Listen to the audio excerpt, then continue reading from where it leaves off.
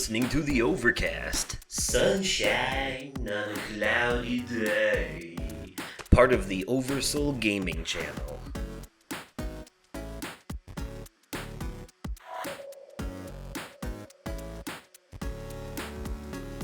Hello there, everyone, and welcome to the Overcast, your joke-making, fun-having pop culture podcast. I am your host, Justin, aka Oversoul. And I am your co-host, Nick, aka the VP. Yes, and like always, we bring you sunshine on a cloudy day. And, actually, more sunshine than clouds lately. It's been nice. There's been a lot of sunshine lately. I actually got out of the house yesterday. Took a walk around the neighborhood. He said they finally unlatched the lock on the basement and let me roam for a bit.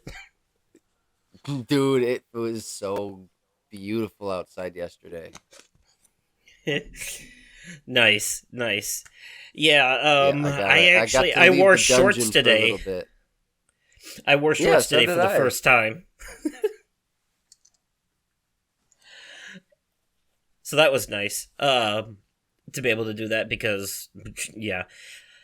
But anyways, folks, it's been a couple of weeks since we've recorded this. It's currently April 13th, 2024, and this episode, I'm going to try to get these out sooner than I have been, so you'll be hearing this, hopefully within a week of it being recorded, so that everything will be fairly recent and updated information, only, 3 or 4 days old at the most, hopefully, instead of 2 weeks old. We took a couple week break after doing a bunch of episodes back to back, so now we're kind of hitting the reset button and going from there. But with that being said, 2 weeks is a lot of time for things to happen, so tell me, Nick, what's been up with you in these past couple of weeks? What's new? Bro. As of this recording, I have since been to my WWE event that I have tickets for, and holy shit. I got the one picture that I even remotely I couldn't give fuck all about all the other pictures that I got. The one picture I cared about getting, I got. And I got my picture taken with the American Nightmare himself, Cody Rhodes. Mm-hmm. My buddy and I had rolled up just as he was getting off of his bus. And he was going around and taking pictures and signing autographs for everybody. So I'm like, okay, yep, I need to get up over here so I can get my picture taken with this man, because this and I'm glad to hear that it was an open invitation situation where he was actually, he was like, yeah, I'll do autographs and stuff right now. Come on, let's do it, and not just some kind of like invasive thing where you just bum rushed him when he was trying to get in the building or some shit like that. No, so it's like some paparazzi shit. No, so they every year they have these at the Metro Center in Rockford. There's always a crowd standing outside the venue, waiting for the superstars to get out of their vehicles and go into the building. Sometimes the superstars will stop, sometimes they won't. To maintain their heel image, if that makes sense. Yeah. Also, as is their right, if they want to sign stuff, they can sign stuff, and if they want their privacy, you got to respect that. But dude, so there's this faction called the Judgment Day, right? And Dominic Mysterio He is the son of a WWE Hall of Famer by the name of Rey Mysterio. He can't wrestle for shit, and he's not doing the Judgment Day any favors. The Judgment Day shows up, and they're all in the same vehicle. And Dominic Mysterio's driving. Now, Rhea Ripley, she's the women's world champion even after WrestleMania. Um, I'll get into that later. Um, she has this gimmick where, because she's in like her love interest on the show is Dominic Mysterio. So while he is her Latino heat, she's mommy. And the crowd was chanting, Oh, "Mommy, mommy, mommy." My fucking buddy Joe, out of nowhere, goes, "Fuck you, Dom," because of all of the shit that he pulled the Friday night before. He had interfered with one of his dad's matches with a Rey Mysterio mask on, and then removed said luchador mask, which is a which is disrespect to the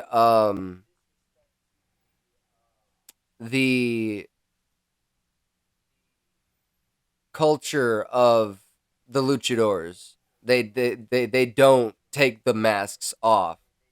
And he did that shit on purpose, costing his dad the match. mm. And so when my buddy went, "Fuck you, Dom," he everybody, that entire crowd was laughing their asses off. It was fucking hilarious. But when everybody was chanting "Mommy," Rhea Ripley was soaking that shit in. She was loving it. She had the biggest fucking smile on her face. It was evident she was soaking that shit in. But it was fucking funny. Um Nice. um So you had a good time at the wrestling show at the dude, Metro Center. no, I'm not done. Dude, so the dude, Oh, so okay. I get in there and I I go we go me and my buddy we go to find our seats, and so we get to our seats, and there's this family of four that literally has seats right behind the seats that I have. And they're like, "Well, we got tickets for two different sections by accident. Do you guys want the seats for our other section?" I said, "I'm not gonna say no. If it allows you guys to all stay together, like." And I showed them my ticket, and then they gave me the tickets for the other section, and I got to move closer. So I'm like, "You guys get to stay together, and I get to move closer. It's a win-win scenario." Like, I was not complaining. So Nice. yeah, Well, how that? Look at shit, that. dude, shit like Things that work out happens weird sometimes. sometimes. Shit like that happens sometimes at those kinds of things. Another thing that so I'm gonna talk about A the happy accident. yeah, exactly, happy accident. Um, so I'd have to say the match that I enjoyed the most was the main event, and it was a basically a sneak peek of what we got to see at WrestleMania, because Seth Rollins and the American Nightmare Cody Rhodes teamed up as a tag team for the main event against two members of the Bloodline, Solo Sikoa and Jimmy Uso. Well, Seth Rollins and Cody Rhodes ended up winning that match that night. And oh shit. They cut a bit of a promo afterwards because the crowd was chanting tables. Cody Rhodes is like, "Well, I got a gift for you guys. I know you guys have them. I know there's one here because I know you guys were chanting about it.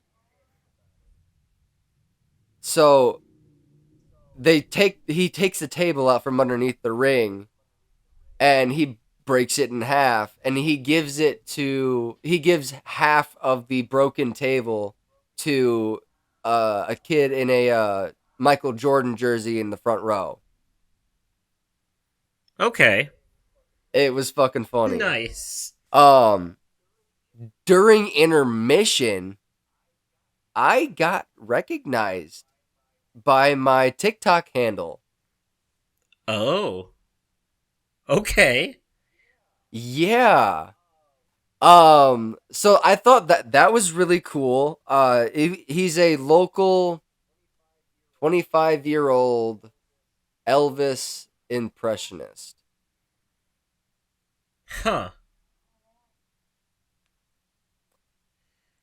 Elvis impressionists. He saw you my don't see those anymore. Yeah.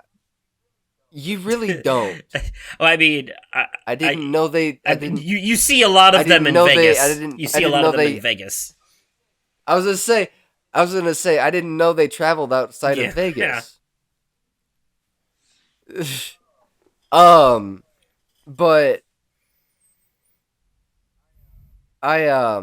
he saw my belt. He saw my title belt because I brought my WWE title belt with me. And he complimented the title plates that I had in because I've got the Fiend Bray Wyatt, I've got those side plates in, and he asked me if he could take a picture with it because he's been trying to get a picture with the title. I'm like, sure, shit, I'll even take the picture for you. So I took the picture for him, and I think that the next day he posted it to his TikTok with the Cody Rhodes theme music as the audio, and mentioned me in the description of the video, thanking me for letting him take a picture with my title. I thought that was really cool. I mean, and I've been posting more on my TikTok lately because I mean that encounter right there, it gave me an idea to post videos about the each episode of the podcast. So there'll be a TikTok video for this episode as well that you guys can look forward to. Yeah, I am curious how much, because you talk a lot about wrestling stuff on here, and it is a pop culture podcast, and that definitely fits under that umbrella.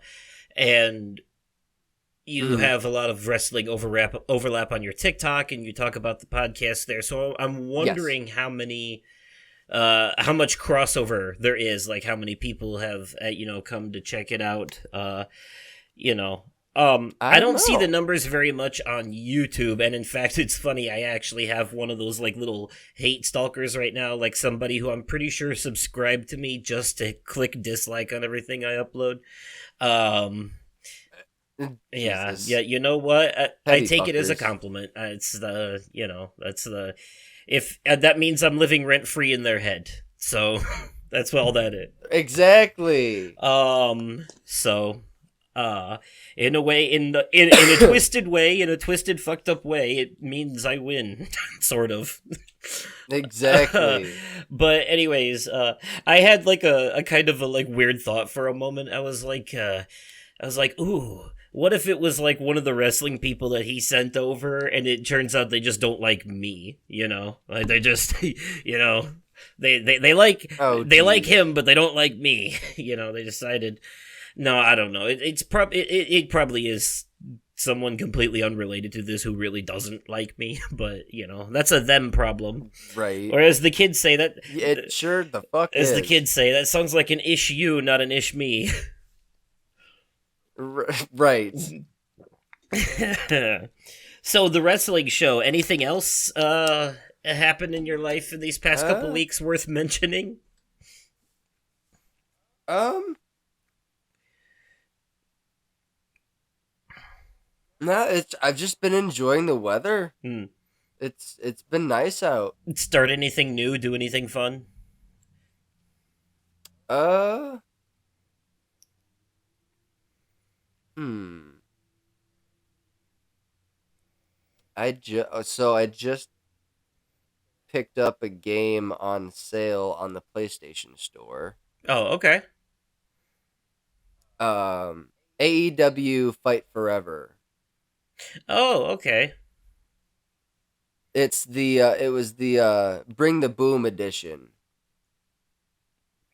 and it came with the season pass for season 1, and it also came with the season pass for season 2. You played any of it yet? I have. Okay. I Ooh, it's I almost kind of regret buying it, but I need to play a little bit more of it because I'm not used to the mechanics for this game. This isn't a 2K game. This is a THQ game. Ah, yes, THQ.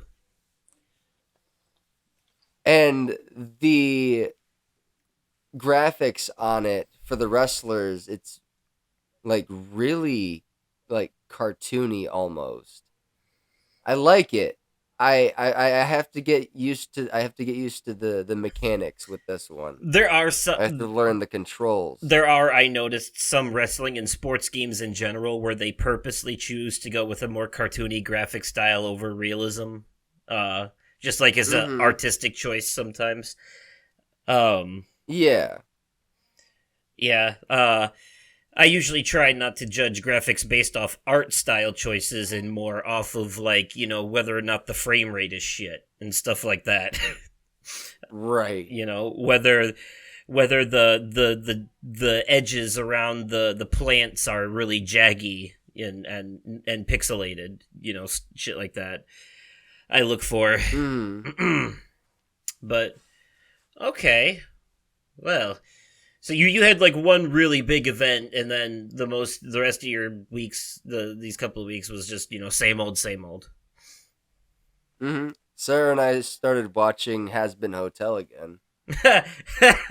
Nice. Dude, it's so good. It's addicting. You gotta get on YouTube and watch Hell of a Boss.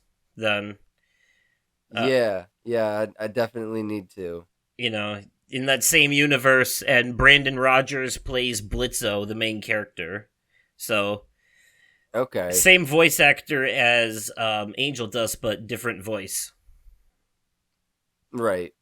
Also, I found Brandon Rogers' YouTube channel. That man is a funny skit comedian. He plays like several different characters, and he did this video where all of his characters like roasted him on a Comedy Central roast style thing. Okay. Yeah. One of the characters he plays is this like really Karen, like really Karen, like business CEO. Um, Mhm. one of them is like a sleep paralysis demon. One of them is a like stuffy church lady. Oh, it's great. Mhm. He's got so many. Um, but okay. Uh, as for me, well, first thing, I keep forgetting to mention this in previous episodes, so this happened a while ago, but I'm gonna finally mention it now. I finally parted ways with the old PSP, sold it on eBay. Um, There you a go. little while ago. for a little extra cashola, all the physical games that I had with it, and all of the digital games I had downloaded on it, I kept on there. Explained to the person who bought it that they cannot factory reset it or they will not have access to those games anymore. They cannot be re-downloaded. So, and there was some pretty rare stuff on there too, but see, the thing is, the desktop computer I use can run a PSP emulator pretty easily, and so I just took all my digital games, and PSP is one of those systems that you could plug into the computer super easy with a USB cable. Same one you could charge your PS3 controller with, and Yep. You could legit copy all of your digital games off the PSP memory card onto the computer and run them on an emulator. And then, so that's what I did. And all the games I had on disc, I just downloaded ROMs for. So I have digital backups on the computer of all the PSP games, and the ones that really matter, I have the ability to play on the PS Vita anyways, too, if I want, because I still have that. So, because it was backwards compatible with digital PSP games. So, so that happened. I would never part with something that I couldn't easily replace, though, or couldn't find a easy alternative for. That I could, so that was the only reason. Makes sense. Personal life-wise, I have been spending a lot of time online playing games with a good friend of mine lately named Sky. She's been a good friend of mine for a long time. We've been friends online for a while. Haven't had the chance to meet IRL yet, but we've talked a lot on and off. And lately, there's been kind of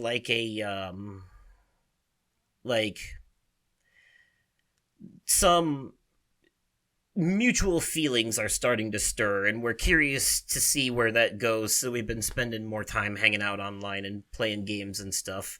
We are, nice. We are at that point where, we're not, dating or anything. It's nothing, we're just friends, but, we're the kind of friends that if we were hanging out together, and we were, sitting on the couch watching a movie, we'd probably be cuddling, right. That kind of platonic intimacy situation. Yeah. But we've been playing a lot of Resident Evil 5 lately. And we finished that and just spending time together. So we're gonna do the DLC, play Resident Evil 6, but I think it might be good for we're both pretty busy, so we only get in 1 or 2 sessions a week, but it's good to not do nothing all the time. So, also, finally found some work, somewhere that's going to give me more than 8 hours a week, and, nice.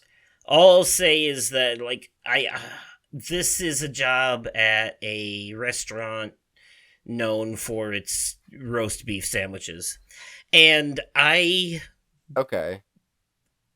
didn't really want to go back into that kind of profession, but for one thing, it's getting ridiculously hard to find work out here where I live right now, specifically where I live.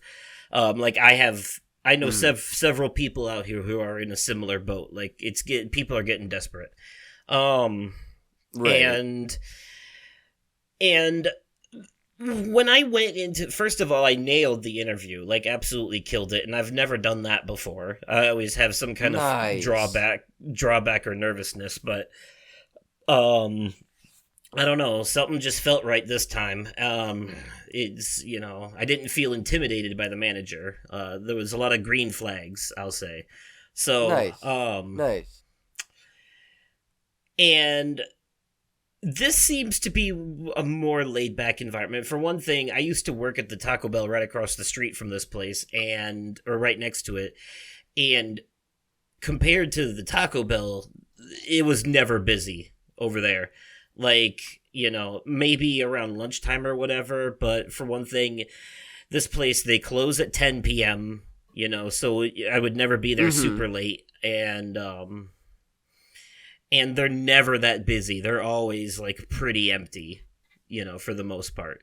So, I think I can do this one. And the manager is one of those, like, she straight up told me during the interview, which I'm in my 30s. I don't care about this. I'm sure she's used to working with like high schoolers and stuff, but she's like, I'm one of those managers. I don't care. I don't care if you're on your phone or whatever, as long as stuff is getting done. I'm pretty lenient on that kind of situation. So I was like, oh, okay, this will be easy. Nice.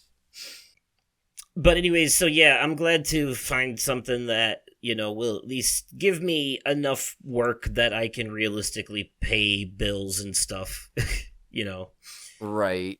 to some degree. They said it would probably be closer to Mm. like 20 hours a week, but I'm like, well, that's more than 8. so Right. so I'll take it.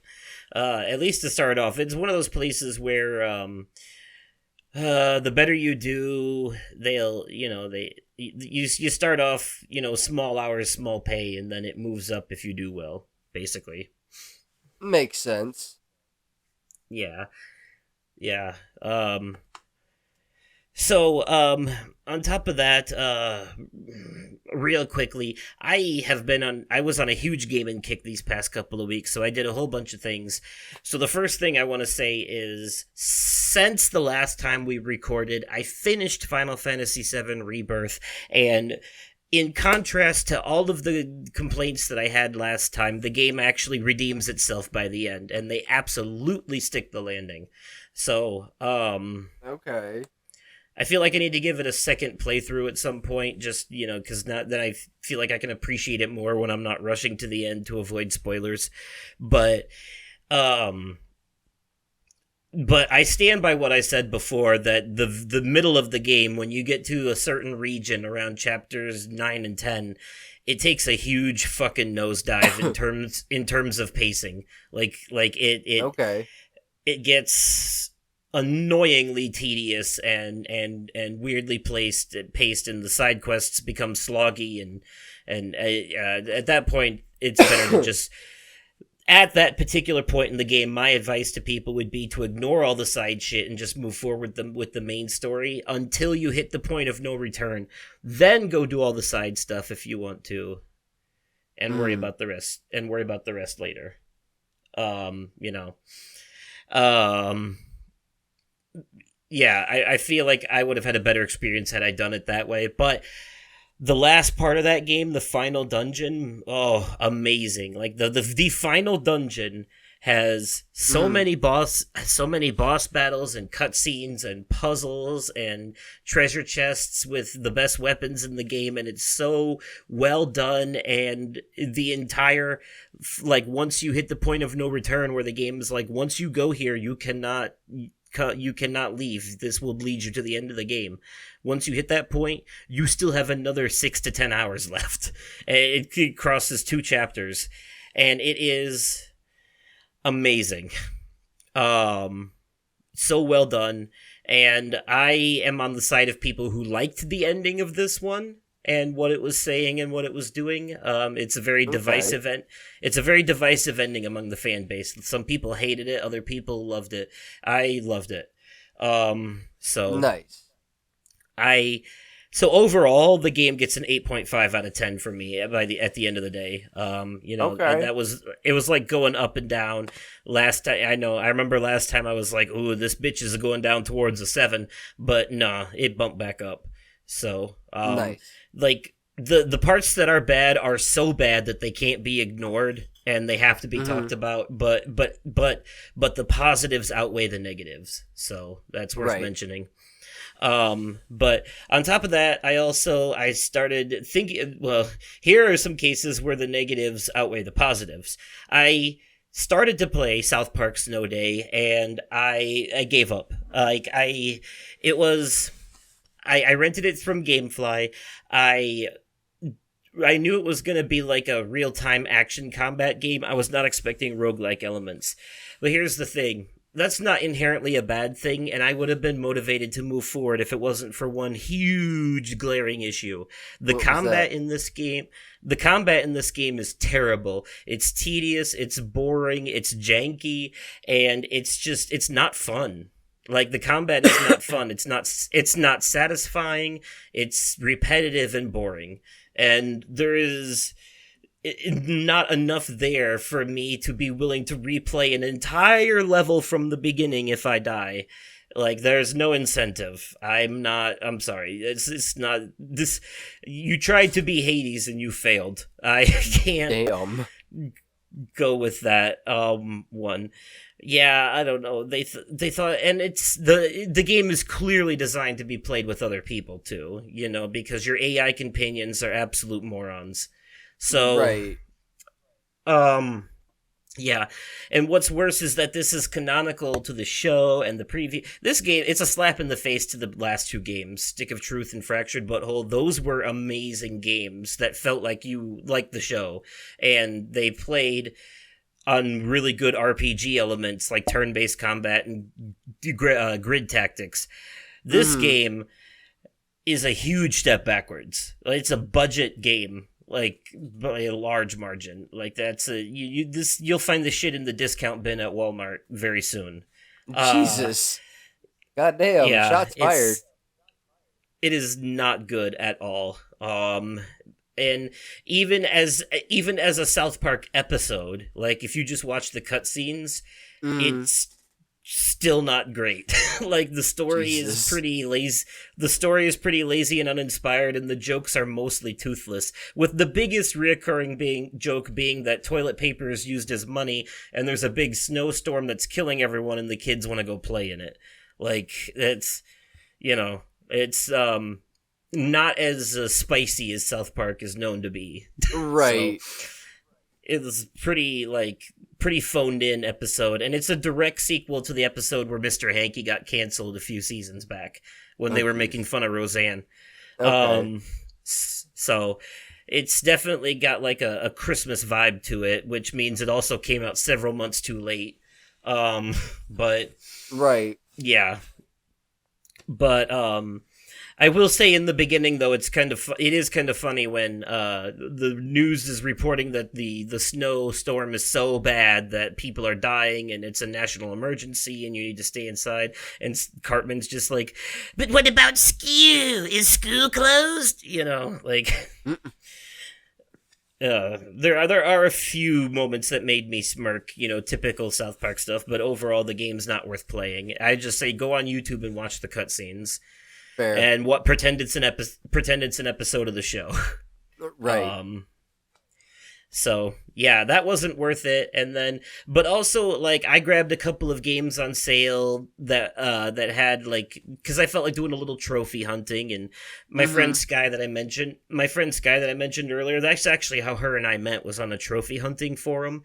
Now I am a casual trophy hunter. I know I have a lot of platinums, over 150 at this point, but that's just because I play a lot of games, and some of them coincidentally happen to have easy or obtainable platinums, and I also have a thing, too. I will usually, if the game has a platinum that is a little more difficult, I won't go for it unless I really like the game. So if I have to beat it on hard mode to get a trophy, I will do that, but only if the game is really good. If it was just okay, or if it was too stressful again, I'm not doing that shit again. I would not play Final Fantasy VII Rebirth on hard mode again. That was an exhausting enough experience. By the way, 80 hours was my total playtime. Damn near 85 hours was my total playtime in that game. I was exhausted by the end of it. I felt like I needed a shower. I was I had mixed emotions. I felt like I went on that journey with them. I was like, Jesus Christ, we've been this took forever. But also I did every side quest, every world until I got all the summons. I did all the Queen's Blood stuff. You can easily do the main story, just the main story, in 40 hours. So I did everything. So that's why it took me so long. but I wanted to have the full picture. Right. But anyways, I forgot. Oh yeah, my friend Sky though, she's a big time trophy hunter. Like I think she made a few separate PlayStation accounts specifically for 100% playthroughs. Like those are accounts where she won't even play a game unless she knows she's gonna be able to get all the trophies in it. Right. On those accounts. And then uses other accounts for dabbling in what I like to call maybe games. Mm-hmm. Now, yeah, me, I don't care if I have unfinished ones on my pro. I keep it all on the same profile. I just like to see the number go up regardless of what it's from. Right. Because even if I don't get 100% in something, that the overall number still goes up. Most of the games they hand out shit just for beating the story. So hell, there are some games where you are guaranteed to get the platinum just by beating the story. you know, uh, like Telltale's The Walking Dead season 1. Um, but anyways, so I bought a couple of like little indie games that were on sale that also had easy platinum trophies because I felt like doing some hunting, and they were nice, fun little experiences. I played this one about a guy and his mouse companion that were looking for his missing daughter who was kidnapped by uh, the record studio he used to work for to be used for a ritual. Hmm. And it was a diet horror, is what I would call it. More of a walking sim than anything. Very weird and unique art style too. Okay. And yeah, it's like very very low budget game, but like pretty well done for what it was. And then I played another one called The Finest Scenery, where this lady is trying to figure out the story of what's going on with her neighbor while also simultaneously working on her paintings, and it kind of takes you on a journey through time using the paintings to kind of like discover the backstories of both these characters. It was really beautiful, and the art style and the cutscenes reminded me of Studio Ghibli movies. Okay. So yeah, I did those. I played those. I'm still working on Banisher's Ghost of New Eden and Persona 3 Reload. Right now I'm in August, I think it is. No, September. We went through summer break and we're back on whatever it is. Yeah, we went through summer break and now we're back on back in school. It's the third semester of school, and like 4 people have joined my party, and one of them is a robot and one of them is a dog. So, and one of them is a kid, and one of them is a sketchy guy that's been hanging out on the streets. It's a very colorful cast of characters. But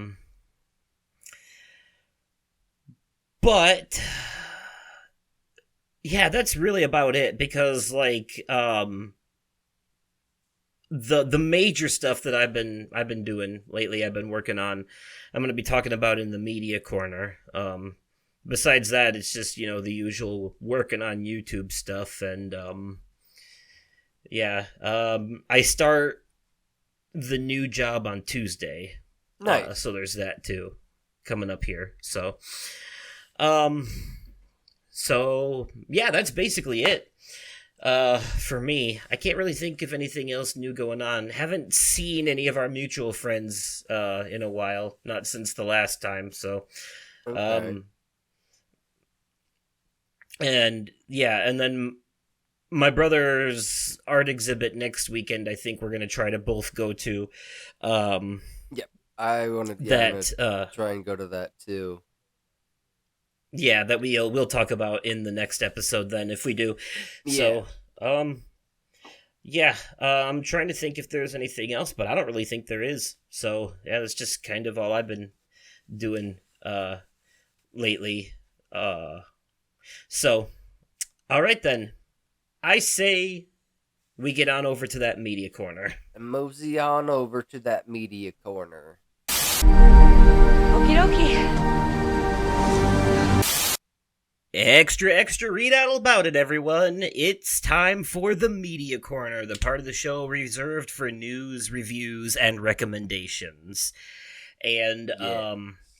it sounds like it's going to be all reviews and recommends today. And I'll kick us off because I've got to get this out there. Within the past couple of weeks of, since we last recorded, I went to the movie theaters again, and I still haven't seen Dune Part 2, which is unfortunately not in theaters anymore, so now I'm going to have to wait. I missed the bridge on that one. Um, Damn. but, I saw another horror movie called Late Night with the Devil, and it was going to be between this one and Immaculate, both of which I've heard great things about, but I've heard better things about Late Night with the Devil more, so I decided to go with that Okay. one. And I also liked the whole uniqueness of the concept behind it and everything. I I will tell you that this movie blew me the hell away. I already went into it with high expectations, but kind of like tempering them, being like I'm expecting something good, but also, I don't want to get my hopes too high just in case it's not, but I loved it. So Right.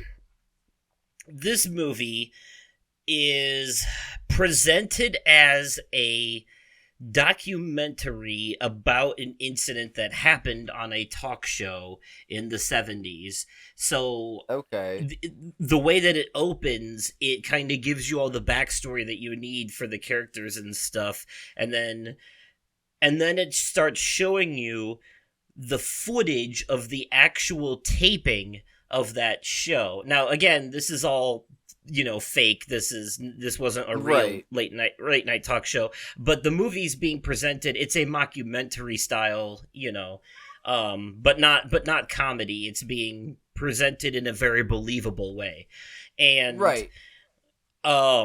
so basically the story is about this guy whose show, his late night talk show, in the 70s was really popular, but then it kind of took a nosedive after his wife passed away and he went into some bad habits, but he tried to bring it back and it was doing okay for a while, but he wasn't reaching Carson numbers anymore, and so in a desperate attempt to make his show relevant again on Halloween night, he decides to pull in a bunch of um spooky guests to try and liven things up, like a psychic who can talk to the dead, and a magician, and a girl possessed by a demon, and that is where things start to take a turn for the worse. And Mm.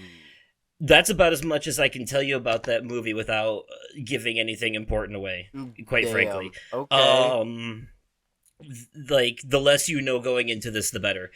But what I can tell you is that when you're watching the parts that are the talk show, like what happened on the talk show, it's presented to you in an old school 4:3 ratio with a vintage filter, so it really looks like a 70s show on the TV, and you're watching it as if you were in your living room watching it live that night while it was happening. You Nice. know? Okay. Um, so it all looks exactly like it would be if you were watching a normal talk show. The camera angles, the way the characters talk, everything. Mm-hmm. But then when it cuts to commercial in the talk show, in the documentary film that you're watching, you get behind the scenes footage. The aspect ratio widens, it turns from color into grayscale, and you follow the talk show host and other production crew behind the stage and hear the things that they say off camera.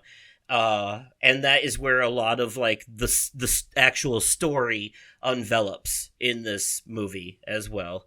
Um, it does have a kind of rushed and confusing ending, but after sitting on it for a while, I think I understood what happened.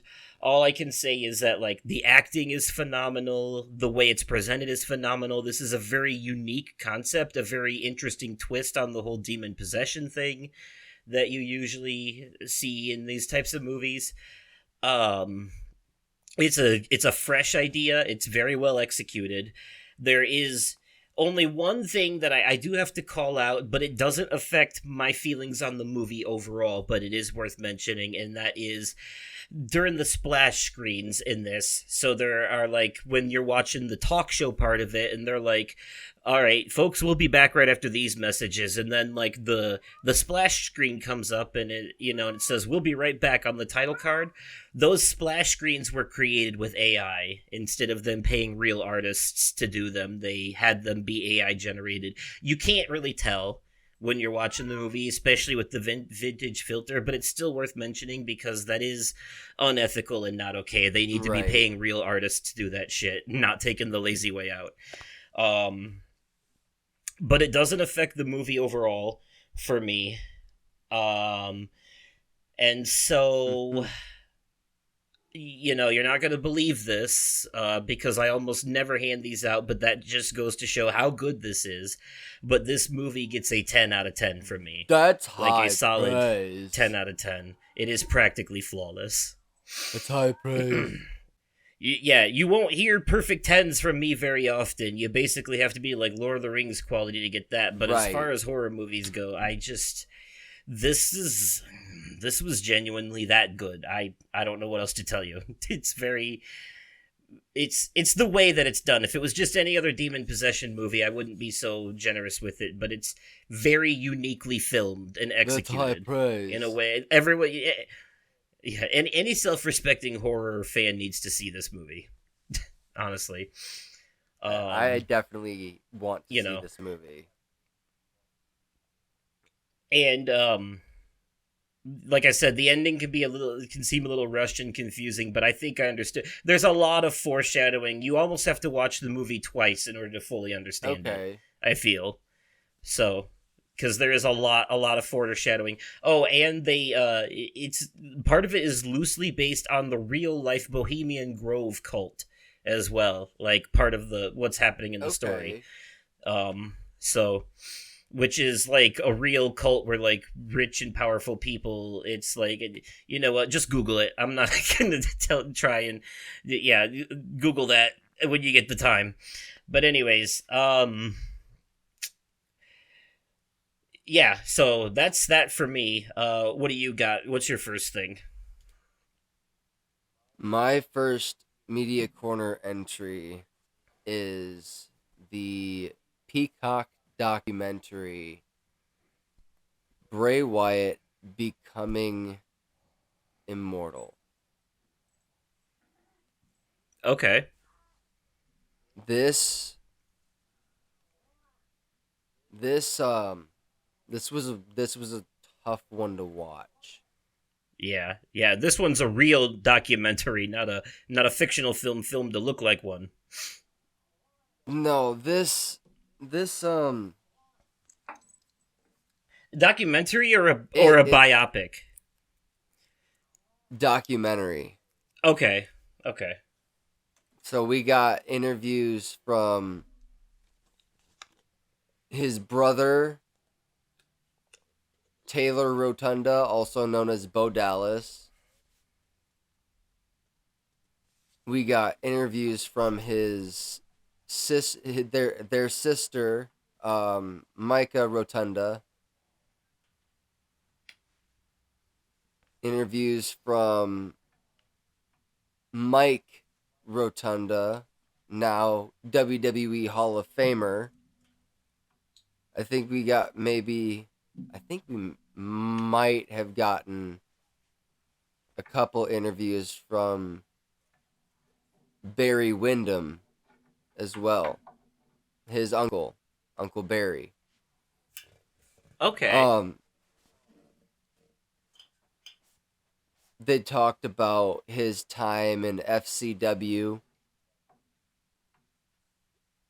before NXT was NXT. It was Florida Championship Wrestling.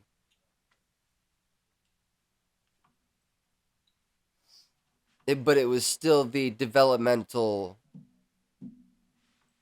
program for the WWE. They talked about his old gimmick that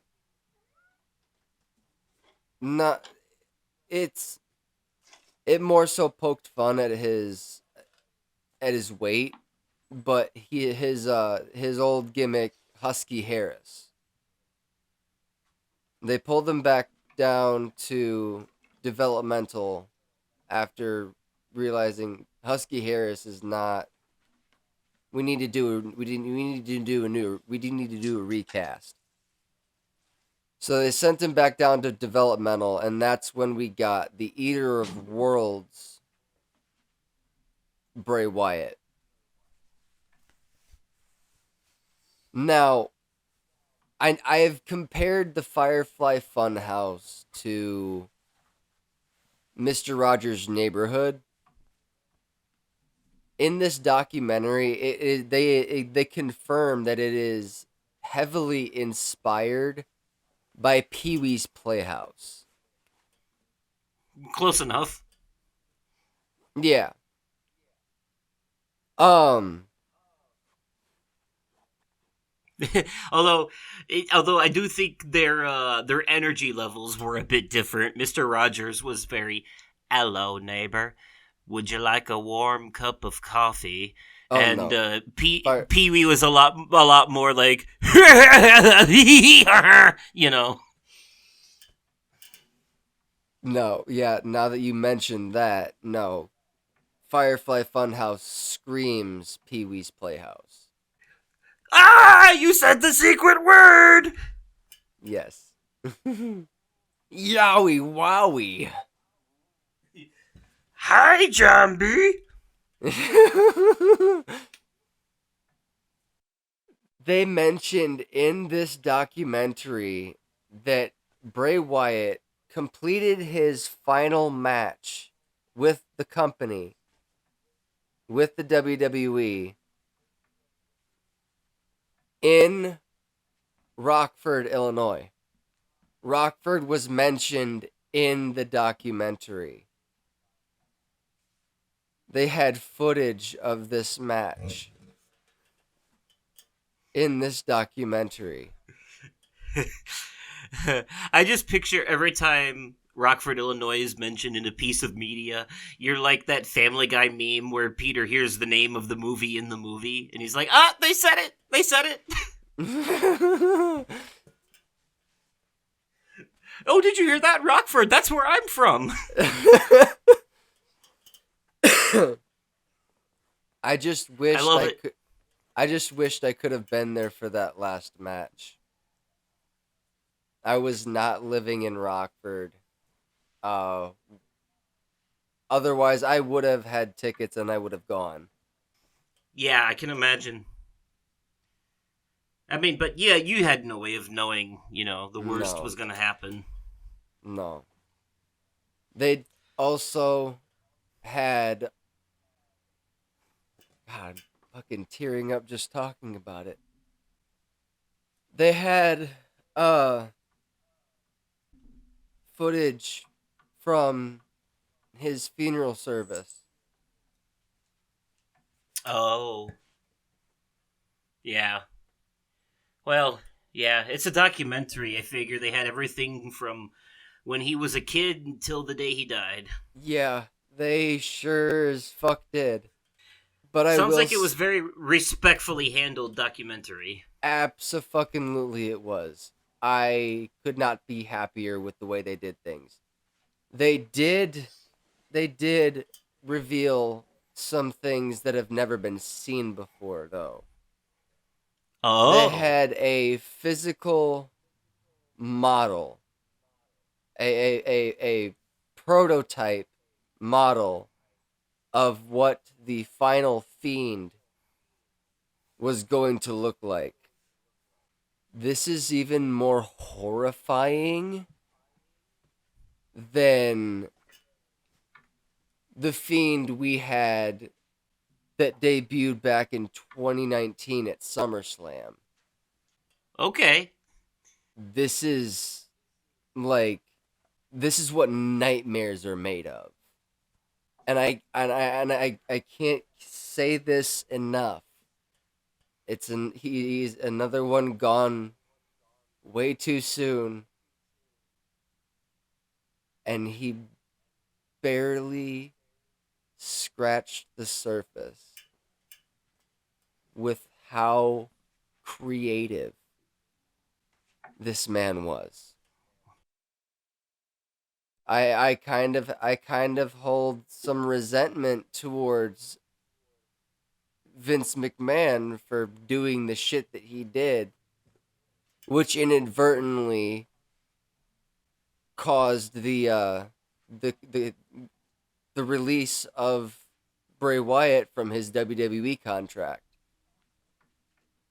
Had Vince McMahon not pulled this shiesty shit, there would have been no budget cuts. Air quote budget cuts. There could have been so much more that they could have had Wyndham doing. Rest in peace, Wyndham Rotunda. This was a really, really tough watch for me. Like, I cried like a baby. I can imagine. So I wouldn't dare to ask you to give a rating to something like this. 10 out of 10. Okay, I was gonna say if you want to, you can, but I was gonna say it seems a bit disingenuous to give a rating to what is basically an in memoriam. No, no, this was I am very, very happy with the way they did this. I guess when you put it that way, it is possible to fuck up a documentary, so. It is. I am very pleased with the way this documentary. So impressed that I ended up dropping the money and I got the T-shirt with the poster on it from the WWE shop. The day that this dropped on Peacock, they dropped a whole line of new merch for Bray Wyatt. Okay. So I obviously I hopped on it real as quickly as I possibly could. It actually came in the mail on Wednesday. I have to ask. Thursday. Thursday came in the mail on Thursday. I have to ask for ethics reasons. Are proceeds of those merchandise purchases going to his family? Yes, actually. Okay. They have him signed to a Legends contract or a Legacy contract, and any and all proceeds from, I think I mentioned this on the podcast before, but any and all proceeds go to Wyndham's fiance JoJo and his children. Okay, that's good. That was the only question I had. So, all right, 10 out of 10 for you on that. Yes. On that documentary.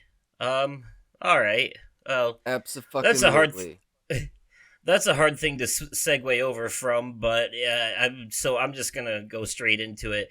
My second thing was I started playing this game that came out last month called Alone in the Dark.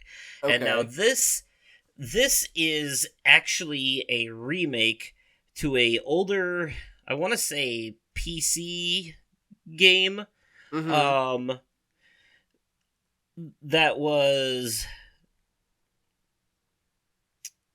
That came out in 1992, and it actually predates the original Resident Evil, which I think came out in like 96. Okay. So, yeah. So this came out in 1992, and it was like a, classic like tank control survival horror inventory management puzzle solving horror game. It's frankly where Resident Evil got the idea. Okay. And so this new game Alone in the Dark. Now, Alone in the Dark is a series that has seen several remakes and spin-offs throughout the years. And each one has been a little bit different, and some of them are sequels to each other, yada yada. Well, this new one, Alone in the Dark 2024, is a direct remake to the original 1992 game. Not a spin-off, not a adaptation, Nice. an actual remake of it. Um Nice. so in this game, you can choose to play as either Emily, being played by Jodie Comer, or Mm-hmm. Detective Carnby, being played by David Harbour. And they are both investigating Emily's uncle's. Well, they're investigating this place that is basically a very loose mental institution. Like, it's not like a high security facility. It's more of a halfway house type situation, but it's a very Mm-hmm. nice mansion, you know. And all sorts of kooky characters are staying there, and it's a very noir, like 1940s detective style.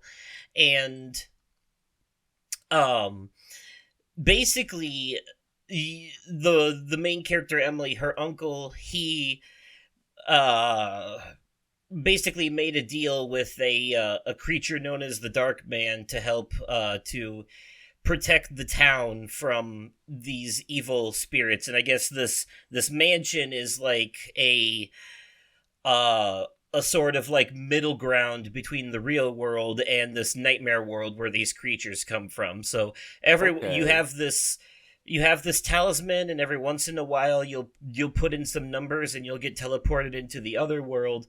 So when you're in the mansion walking around, it's a lot of puzzles and looking for keys for doors and stuff. You go into a room, you solve a puzzle, you open a chest, you get a key, then you use that key on another door, you go into that room, find a thing. And you keep doing this until you travel to the nightmare world. And when you're in the nightmare world, you pull out your gun and you start shooting at what are basically plant monsters and other things, alligator monsters and other stuff. I wouldn't necessarily call the game scary. There were a couple of moments that made me jump a little bit, just by like there was an enemy in the room and I wasn't expecting them to be there, kind of Yeah. situation. But it's not like pants shittingly horrifying like Outlast or something. It's very very accessible, actually, I would say. Okay. It's got modern controls, but it still plays like it's a third person shooter horror game with puzzles. It's Mm-hmm. like if Uncharted took place in a spooky mansion with Lovecraft monsters. you Yeah. know and there's some inventory management, and every once in a while, to solve a puzzle, you have to pull up like a journal or a piece of paper you found and like look at a picture on it and be like, oh, so that's how it's supposed to be. And when I say puzzles, sometimes I mean literal puzzles, like you're taking pieces of a thing you found and rotating them and trying to put the picture together. you know Okay. uh, like they're very straightforward puzzles in this, that like when you do figure them out, you slap yourself and be like, oh, I'm a fucking moron. I was overthinking it. you know it's it's puzzles that look more complicated than they actually are. But my only problem with the game, honestly, is that the acting is a little bit stiff in some parts. Like, I would expect better from big name actors. Right. And the combat is a little janky sometimes. The gunplay is fine, but when you get into more cramped corridors, thankfully a lot of the areas you fight are pretty open, but in more linear areas, sometimes the camera can go a little crazy and make aiming hard. And Okay. there's melee weapons you can pick up too. Like, you can pick up pipes, axes. You can even use a crucifix as a weapon if you Okay. want, and you can attack enemies with these. And and like, after so many hits, they eventually break and all that. But the melee combat is really janky. It needed a little more polish, I think. But otherwise, I'm really enjoying the game so far. You have to, if you want to see the whole story, you have to play it twice. You have to play it once as Emily and once again as Detective Carnby, because they both see different parts of the story. It's like the Leon and Claire thing from Resident Evil 2. Um, Okay. and also like that's the only way to get all the collectibles and stuff too, if you know, if anyone's trying to do that, because some of them you can only get as one character or the other. Mm. Um, so I'm about halfway through Emily's story, if not close to the end. I did finally reach a point where there was an enemy I couldn't kill and I had to like run past. The game sometimes tells you to be stealthy, but there is absolutely no need for that in this game, quite frankly. If you play on easy, you can just blast your way through everything. Stealth is far from a necessity. And even in this part in the library where I had to sneak past the creepy guy that could, you know, if he looks at you too long, he just sucks your health away. You have to get past him and pull some levers to get to the next area. Mm-hmm. He is super easy to just run past. He does not move very fast. You just got to wait for him to like come towards where you are and then go around a bookcase and run past him and go to the next spot. It's like I I I was it's the build up to it is scarier than the actual encounter. You know, like Mm-hmm. the anticipation, but then when you actually get to it, you're like, "Oh, this is pretty straightforward." You know, I got a little frustrated because I was kind of like panic running and got lost a couple times, but once I figured it out, I was like, yeah, that wasn't too bad. So, Okay. um, but anyways, for anyone out there who's a fan of the more modern Resident Evil games, or if you like the type of quote unquote horror games where the gameplay is focused on combat and inventory management and puzzles, then this is definitely the horror game for you. You know, third person inventory management, puzzles, and a combat system. Like I got a pistol, I got a shotgun, I'm throwing Molotovs at enemies, you know, I've got health packs, that whole thing.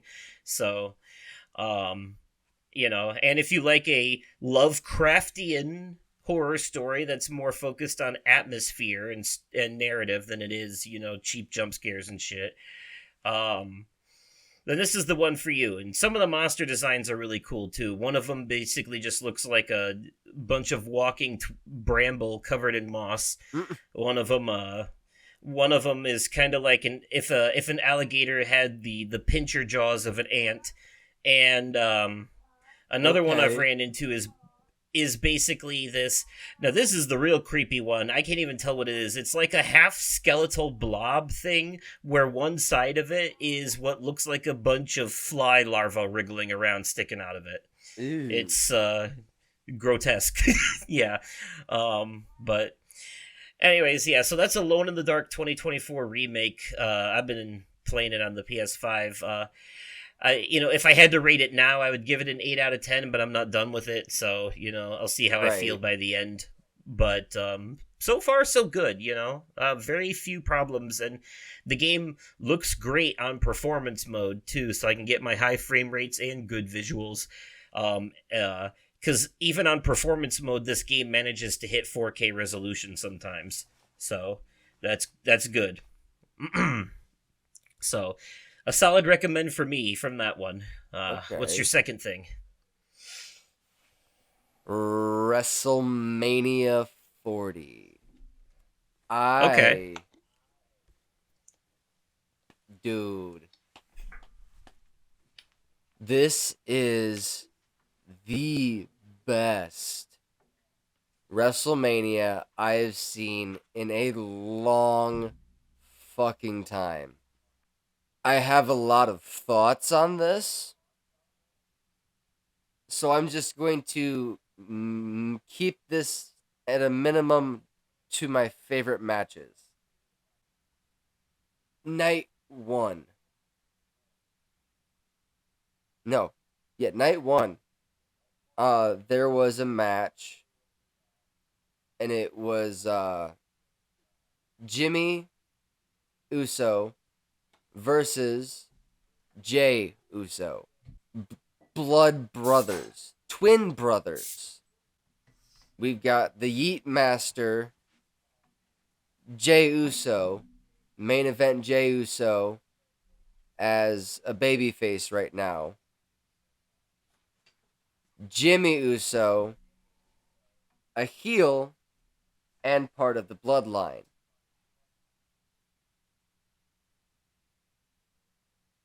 Jimmy Uso had cost Jay too many matches, too many title shots.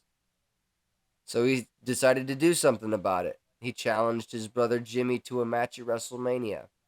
And I am glad that Jay, main event Jey Uso, came out victorious in this one.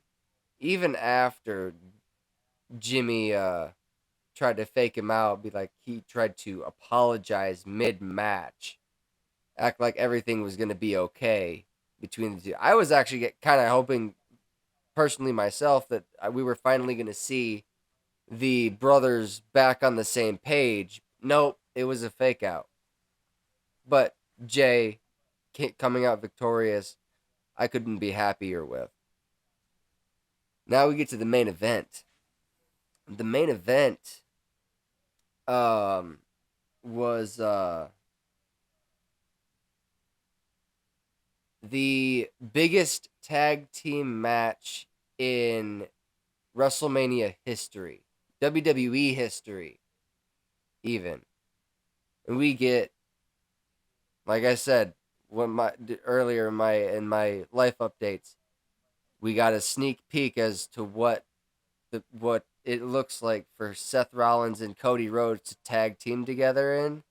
This is the main event: Seth Rollins and Cody Rhodes versus Roman Reigns and The Rock. I can't be mad at how the match ended, because I know the results of what night 2 was. I'll get to that in just a minute. But the fact that The Rock pinned Cody Rhodes in a 1-2-3 after landing the People's Elbow,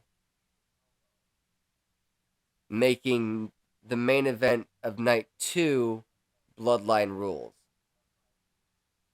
Now, before I get to the main event of night 2, there's another match that I found absolutely hysterical. Not necessarily hysterical, the match itself, but what happened after the match. So this was the Seth Rollins versus Drew McIntyre for the World Heavyweight title.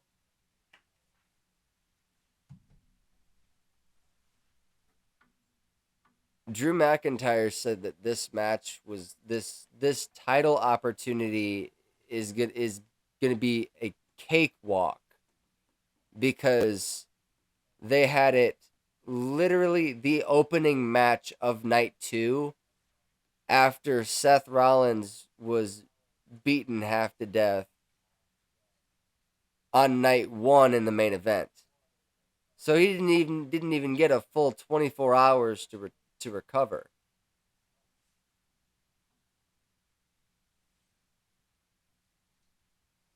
So Drew McIntyre came up with the win. Here's what I find fucking funny. CM Punk, who has been under the skin of Drew McIntyre for as long as CM Punk has been back. He goes over to the announce table and practically rubs the fact that he just won the title in CM Punk's face. He's like, "Dude, this is the opportunity. This is the moment that you've been waiting for. Why are you making it about me?" Drew McIntyre fucking pushes him so much that CM Punk retaliates. Now, mind you, CM Punk is currently injured. What CM Punk does next is he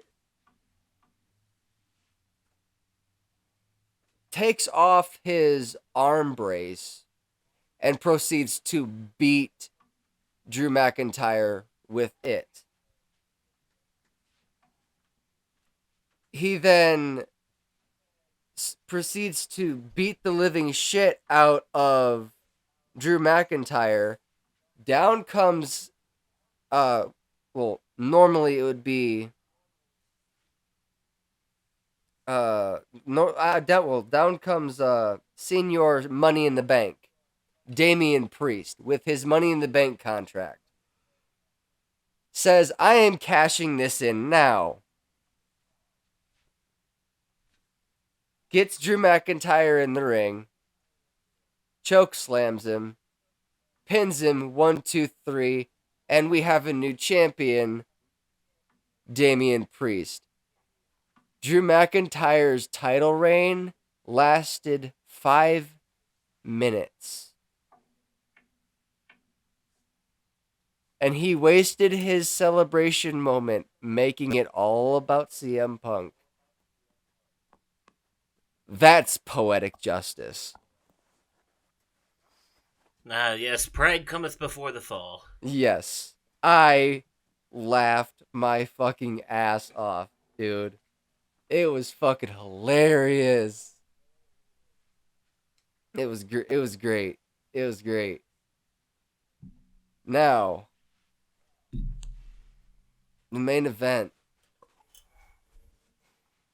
Bloodline rules. Roman Reigns versus Cody Rhodes for the undisputed WWE Universal Championship title. We get to see big names come in for this. This is like Bloodline rules basically means anything goes. No disqualifications, no countouts, anything goes. It means anyone can interfere and it won't there will be no disqualifications. So, we get to see a lot of big names in this. Now, before I get into who the big names were, the one thing.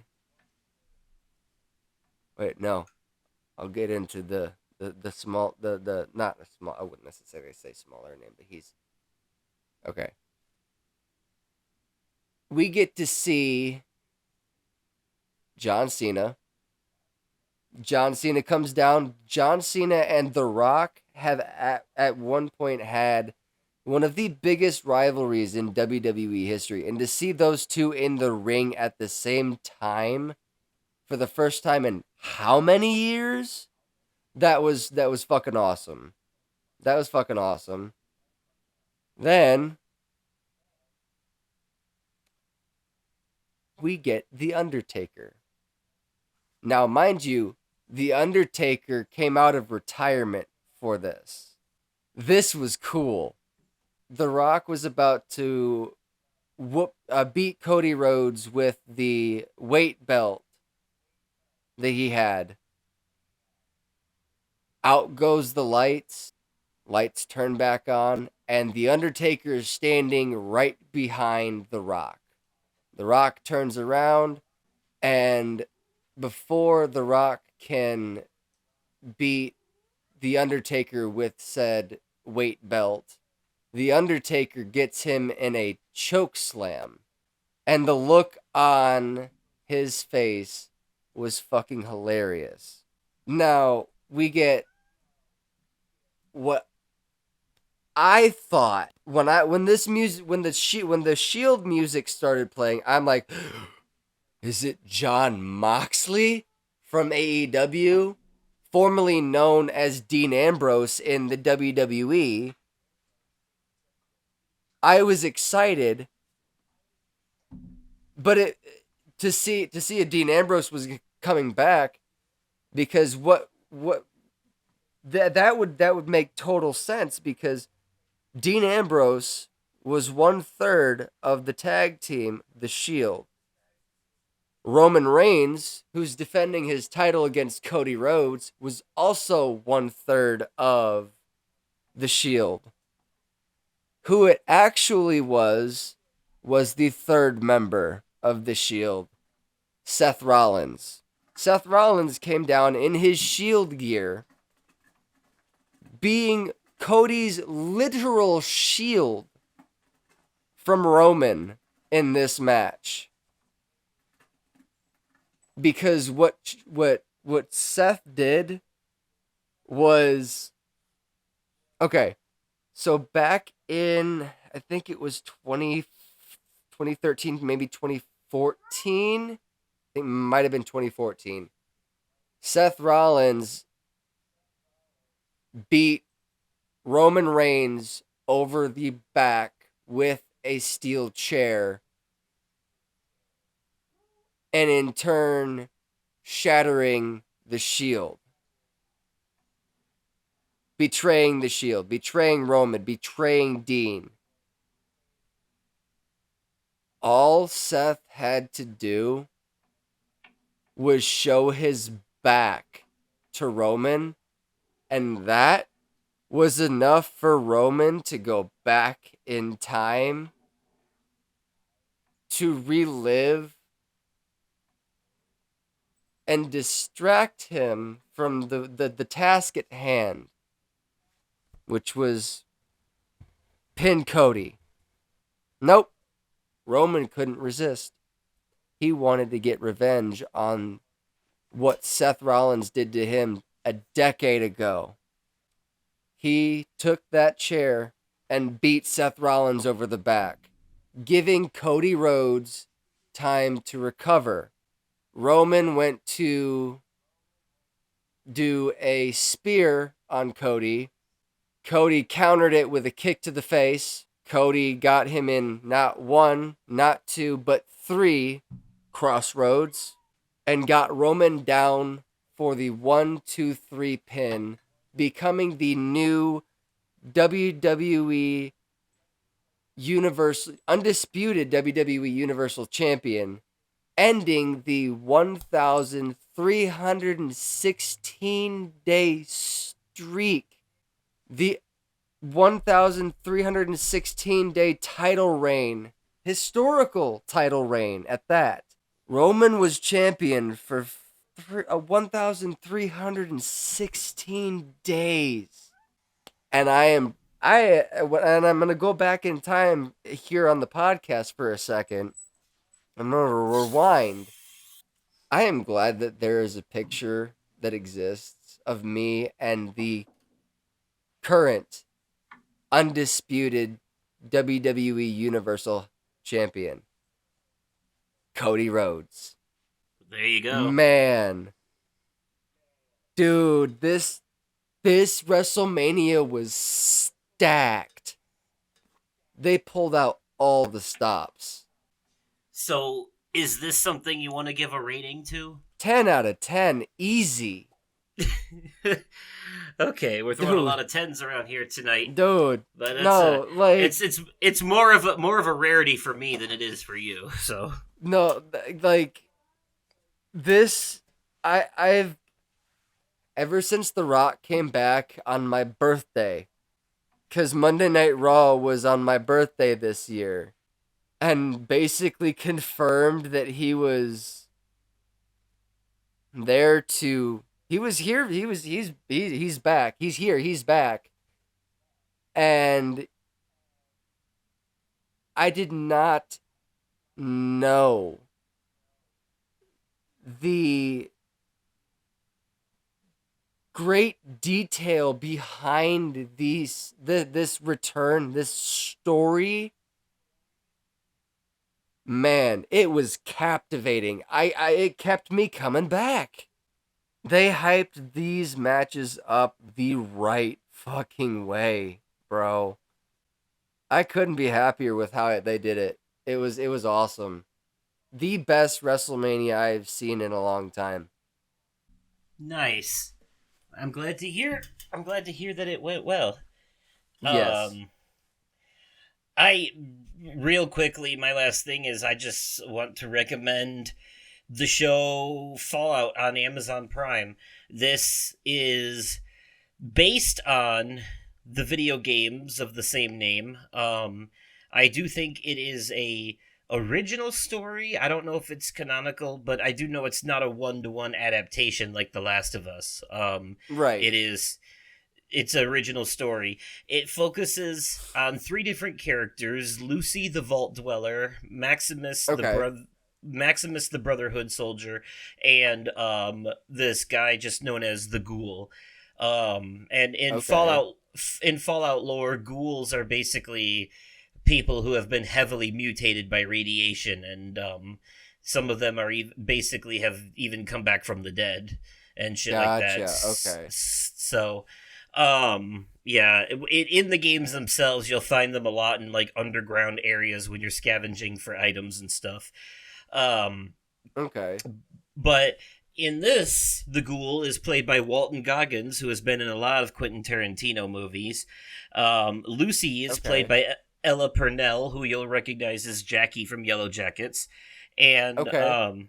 Maximus is played by Aaron Moten, who I don't recognize from a lot of things, but he has been in some notable stuff, including the Will Smith movie Emancipation and the Mark Wahlberg movie Father Stew.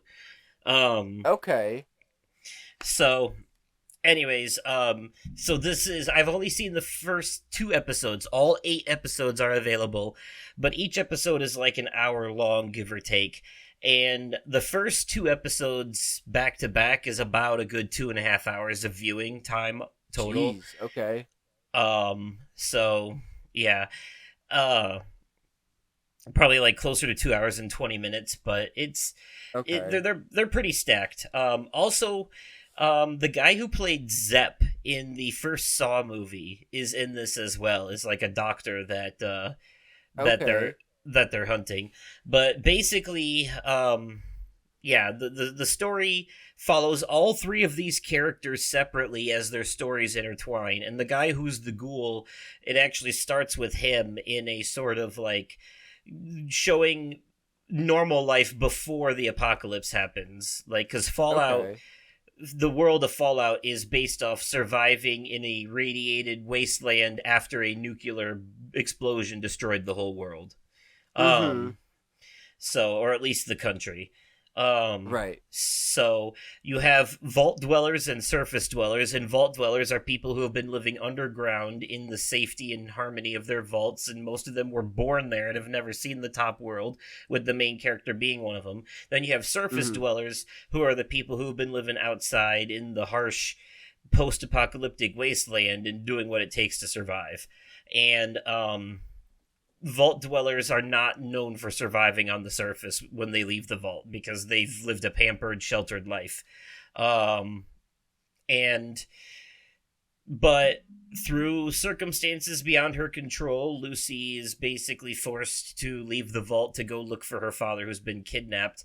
Meanwhile, both Maximus, one of the Brotherhood Knights, they're the big guys in the suits of armor, Mm-hmm. and the ghoul are both hunting for this doctor guy that just so happens to be looking for safe transport to the same raider leader that kidnapped the other main character's father. So all three of their stories tie in with because of this doctor. Um, and I've played some of the Fallout games. I played some of Fallout 3. I'm familiar with aspects of them, so I recognize a lot of stuff. Like they use stim packs to heal, they use bottle caps as currency. They got all of that down pretty right. The one of the first monsters she has to deal with after leaving the vault is a rad bug, which is basically a giant mutated cockroach, and they're like the Mm-hmm. most common enemies in those games when you're walking around. So they got a lot of it right. It's also surprisingly funny. Like it's actually really funny at times. The action is really good. This is up there with The Last of Us in terms of adaptations. The cinematography, the story writing, the acting, it's all superb. Okay. There's a couple of gratuitous jokes that don't like that I was kind of raising an eyebrow at. Like it can be a little gratuitous at times, but it's not bad. There's just, definitely some, being raised in a vault is very Alabama-y sometimes. Right. So they make some jokes around that. Um but Okay. I'm really enjoying it so far. The story is really good. It's going some very interesting places, and they have the German Shepherd dog companion from Fallout 4 is in this show. Um Okay. as like basically one of the main characters, more or less. Um so a strong recommend from me. Whether you are familiar with the games or not, I feel like this is a show you can appreciate either way. You can go into this with zero knowledge of the video games whatsoever and still appreciate it as its own standalone thing. It's very self-explanatory, and the opening scene basically shows you how we got here with the nuclear explosion, and that basically Mm-hmm. sets the stage for the future. So, Yeah. um so the show is very good at show don't tell. Like, it doesn't rely on exposition and shit like that. Like, it's really good at telling the story through the visuals, telling the story through what you see happening, Okay. rather than sitting there and explaining it to you. You know. It doesn't treat you like you're stupid. It doesn't spoon feed a bunch of lore and shit to you. Like, it lets you just kind of enjoy the ride and figure it out as you go. um which I appreciate a lot. It's Okay. yeah, very good. That's the golden rule of storytelling in movies: show don't tell, show don't tell. Mm-hmm. Don't spoon feed me a bunch of exposition. Show me through your actions what's Yeah. happening, instead of talking down to me.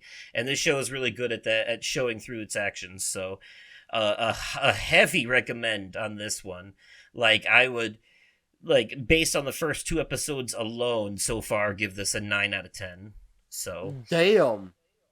yeah. So, but that's for now. I have to finish it, but all 8 episodes are now available on Amazon Prime Video. So Okay. um yep, Yeah, Sarah and I were gonna check that out. the whole season released in one day. So um Okay. be forewarned that that this is a TVMA show for sure. Yeah. There is a lot of cursing, and it is violent. Uh like like people getting their limbs blown off with grenade launchers violent. So, Gotcha. but Okay. it's very cartoony too. Okay. It's not realistic. It's very, like, fast-paced cartoony, and even sometimes it even shies away from the more visceral stuff. Like, there's a scene where someone gets their head cut off with a chainsaw, and it cuts to black before you see anything. So, Okay. but there are, like, a lot of action scenes where people are getting, like, blown up and shot with different weapons. So it's Okay. fast-paced action violence, Right. and blood. There's a lot of blood, but Okay. so um but anyways, yeah, that recommend from me. Did you have one last thing? I am gonna forgo my last thing because there was a period of time towards the beginning of the film where I wasn't paying attention. It wasn't until one of the songs came up I really started paying attention. But Okay, so from what I did see, I really enjoyed. you had a third thing, but you're gonna put a pin in it for now and talk about it in a later episode? Yes, Or because I need to go back and watch it again. I'm sure my okay. daughter will want to watch it again. Okay. All right. Well, I won't even ask you what it is. Then we'll just save that as a surprise for whenever you do talk Yeah, about it. yeah. So, okay. but based on context clues, I'm gonna go ahead and guess it was some kind of family movie. Yes. Um, okay, all right. Well, that's it for the media corner then. So, I you, you know what though? I can't play too coy because uh I know what your last thing was gonna be. The audience doesn't, but it would have been a perfect segue into our topic, because our topic in this episode is we're talking about our media wish lists. um So yeah, again though, not gonna give anything away, but I think that emphasis hint there might clue people in even further as to what you were gonna talk about. Yeah. That being said though, um, now that I've completely confondled that segue, let's get on over to that topic. Starlight, star bright, first star I see tonight. I wish I may, I wish I might have the wish I make tonight.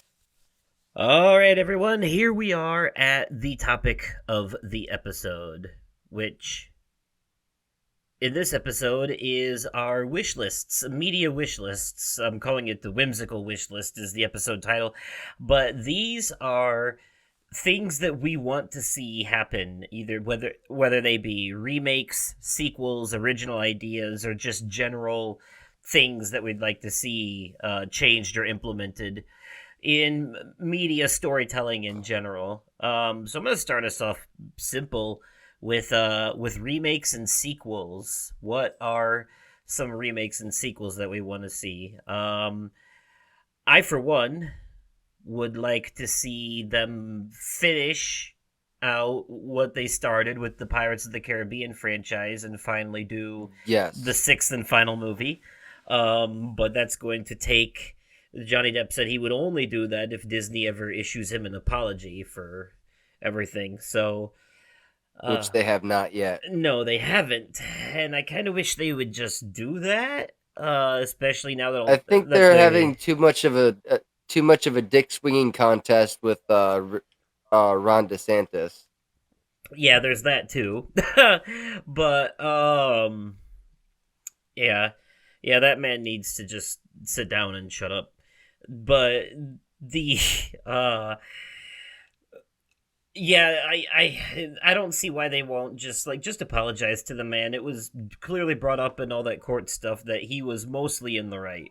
So, um, Yeah. you know, let them old bygones be bygones and bring us our Captain Jack Sparrow back so we can get one last movie. Even if the last couple of movies weren't the greatest compared to the original three, um, Mm-hmm. I'd still like to see the story finished Yes. in Absolutely. some kind of meaningful way, especially with that post-credit cliffhanger from the fifth movie. Um, Yeah. indeed. Um, I'd also like to see. I think Capcom has done such a really good job with these Resident Evil remakes, like two and four specifically. Three is but yeah, two and four are great.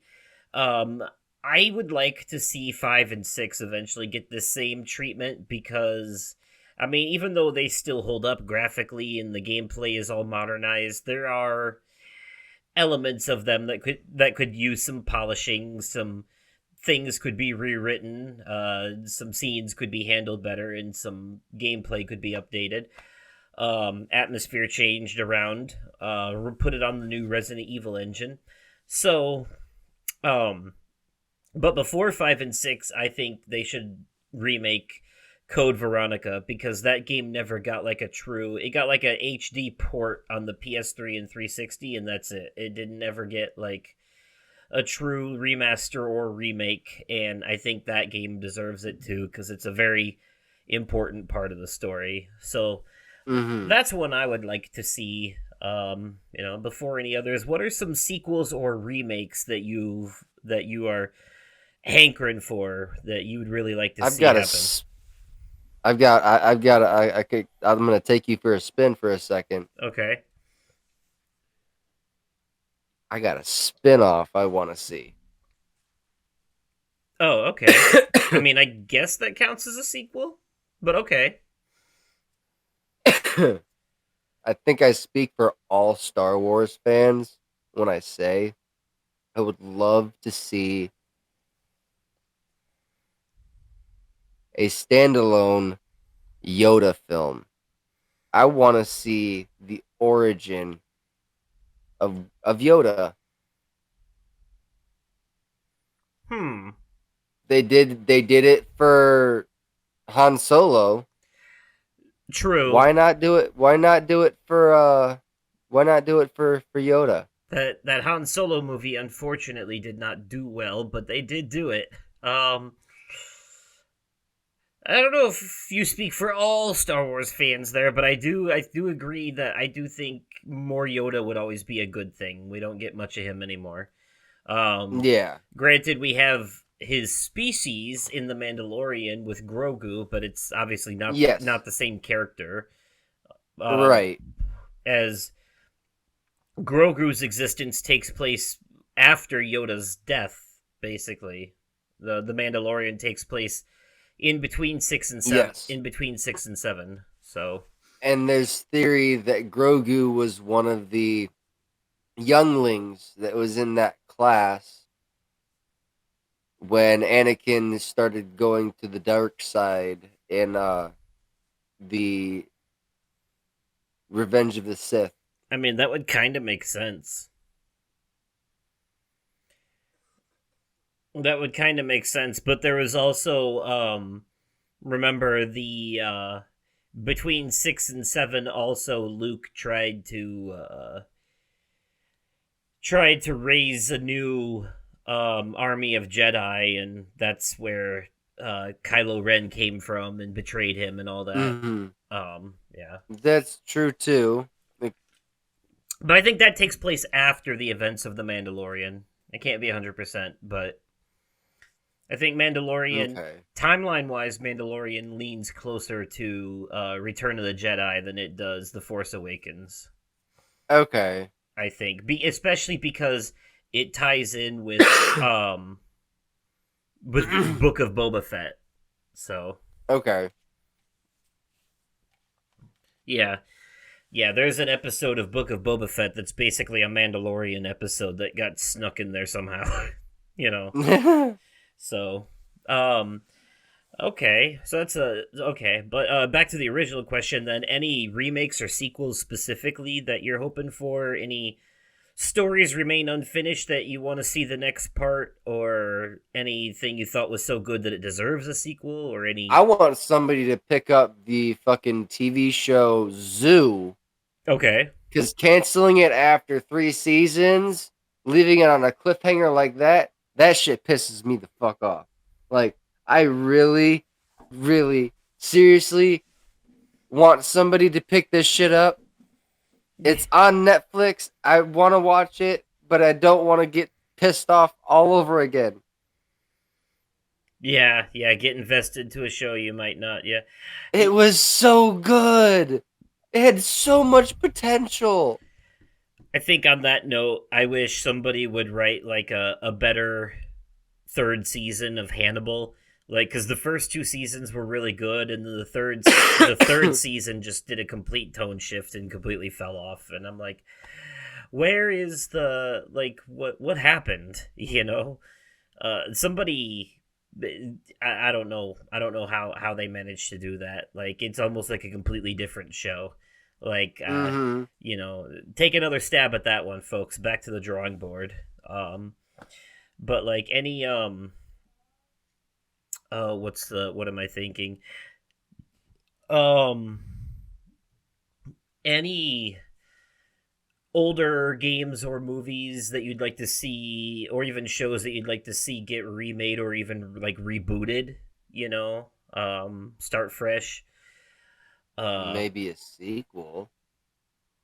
Okay. You don't have any like older games from like the ancient days that you'd like to see get a modern Oh yeah. Yeah. Yes, there's one talked about it a lot on here.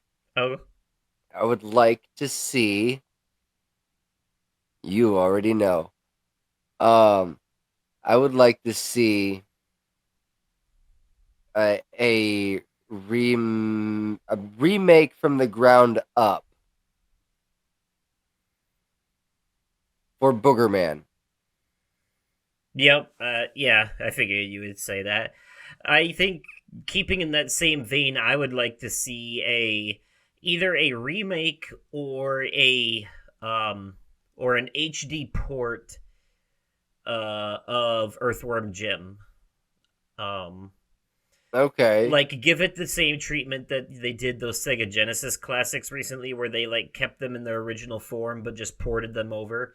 Or Mm-hmm. do like, I don't know if you noticed, but the classic Sega Nintendo game Gargoyles has gotten a full like HD remastered port on the PlayStation Store. Like it's the same I gameplay. want to get it. I had it when when I had my Sega Genesis. See, it's the same gameplay as the old one, but the graphics have been overhauled so it looks nicer, you know. Nice. It's like it's a full HD remaster. It's not a remake. It's not a modern like it's still going to play like the old game, but it's got like a new coat of paint basically on it. Yeah. Yeah. Yeah. So it looks really nice. The character models are really good. So I'd like to see like Okay. Earthworm Jim get a similar thing to that. I would like to see that happen. Um, Okay. I'm trying to think if there's any old horror movies that I think need the remake treatment that you know, since they've been remaking so many Disney movies and shit like that, anyways, if they're, you know, if you had to pick one Disney movie they haven't done a live action remake of yet that you would want to see, what would it be? Treasure Planet. Good choice. Good choice.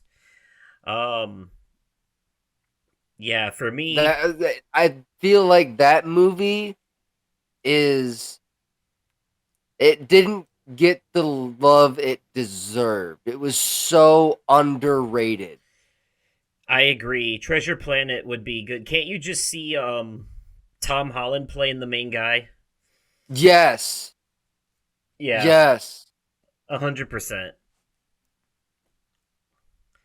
Yeah, they could do that one easy, I think. I feel like Hercules would be the easy answer for me, and I think we already feel I I think that's in the works right, yeah. actually. I think there's already rumors about that going around, so I would maybe throw my hat in the ring for Atlantis: The Lost Empire as a Okay.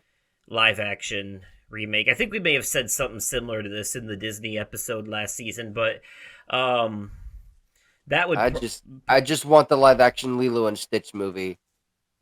I'm okay. excited for that.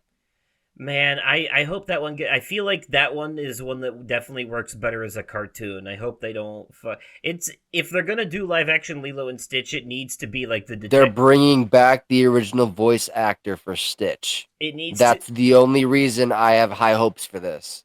but animation wise, in order to keep it from looking weird, the best thing they could do is to get the people who did Detective Pikachu behind, like for the Yes. animation. That's like that one worked perfectly. Yeah, Um, it fucking did. so with mixing the animation with the live action and Yeah. all of that. Um, I guess if I had to say, I would say like this isn't so much a sequel wish or anything as it is like a wish for a series to finally be done. I would like for them to tie a nice bow on the modern day story in the Assassin's Creed franchise and find a way to kind of finally put it to rest, you know. Um Mm. like I know there's so many bags they can pull from there because of all the major historical points of interest, but I do feel like that well is starting to run a little bit dry, and I think um the modern day parts of the story kind of lost the plot a long time ago, and they tried to bring it back with Valhalla, but I feel like they need to just tie a bow on that part already and get to the end of it. Would be the Yeah. would be the best way to say that. Definitely. Let's see. So, what are some other things that you are like, deep down, you're secretly hoping will eventually become a thing? Like, what is a game or movie or something like that, if it got announced right now, that you would absolutely shit yourself, if you If didn't know if beforehand? there was okay, so it would be a movie. Okay. A while back, there was this kid on TikTok that that blew up because when he sings, he sounds just like Jack Black. Okay. What I would like, because he got Jack Black's attention with it. What I would love to see is another Tenacious D movie, but like a passing of the torch kind of thing, where this kid is in the movie as Jack Black's son, and he's passing the torch. Okay.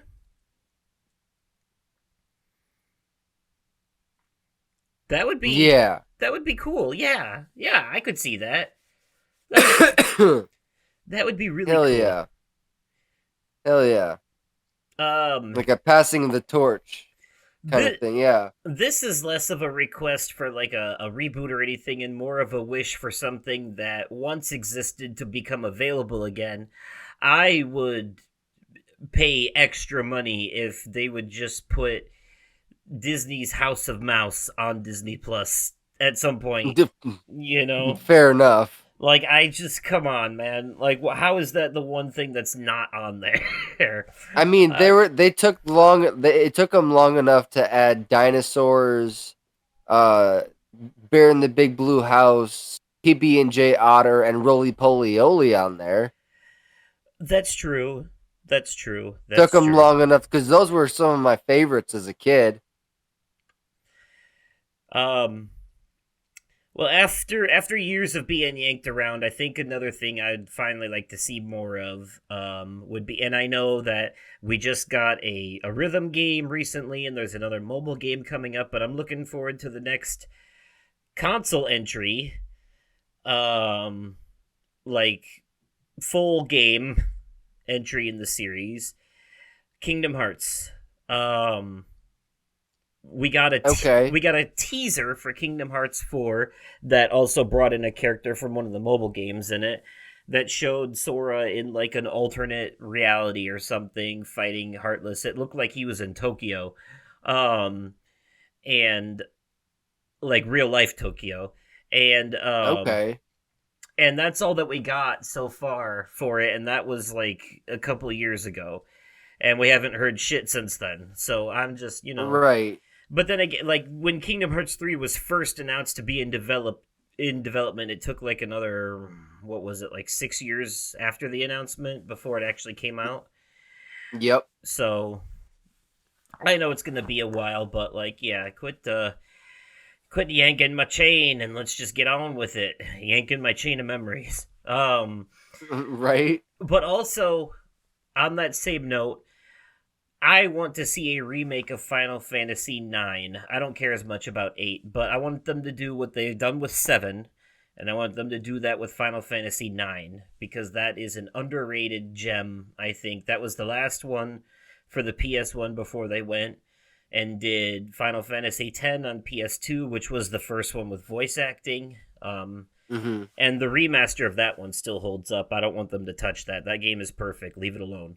But um, but Final Fantasy IX could definitely use the 7 treatment, remake wise. I think that would be, Okay. I think that would be really good.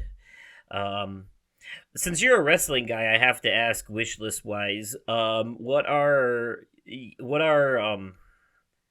some dream matches that are probably unlikely to ever happen, but you would like to see happen. Ooh. Ooh. You know, I wasn't sure if you were gonna even. Ooh, you just opened up the forbidden door, my friend. Give me like three. Three? Okay. Otherwise, we'll be here all night. But Yeah, you're not wrong. So this will never happen because we've lost Bray Wyatt. But a dream match I would love to would have loved to see while he was still alive was the Fiend Bray Wyatt versus the Undertaker. okay, Another match that I would love to see is I know we're eventually gonna get it. I know we are eventually gonna get it. This is more of a hopeful thing that it will happen sooner rather than later. But The Rock versus Roman Reigns. okay. Undertaker versus Sting. Okay, okay. So those are your three. All right. Undertaker versus Sting would never happen for a couple of reasons. Undertaker's retired. Okay. Yeah. Well, One. that tends to get in the way. Yeah. And Sting is with a completely different wrestling promotion, AEW, and is on the verge of retirement. Or if he hasn't already retired. Okay. Okay.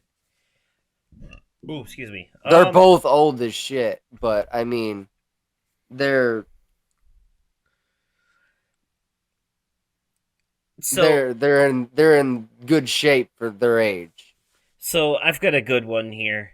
I uh Wishlist thing. I would like to see at least give me an official um confirmation of a season 2 for School Spirits.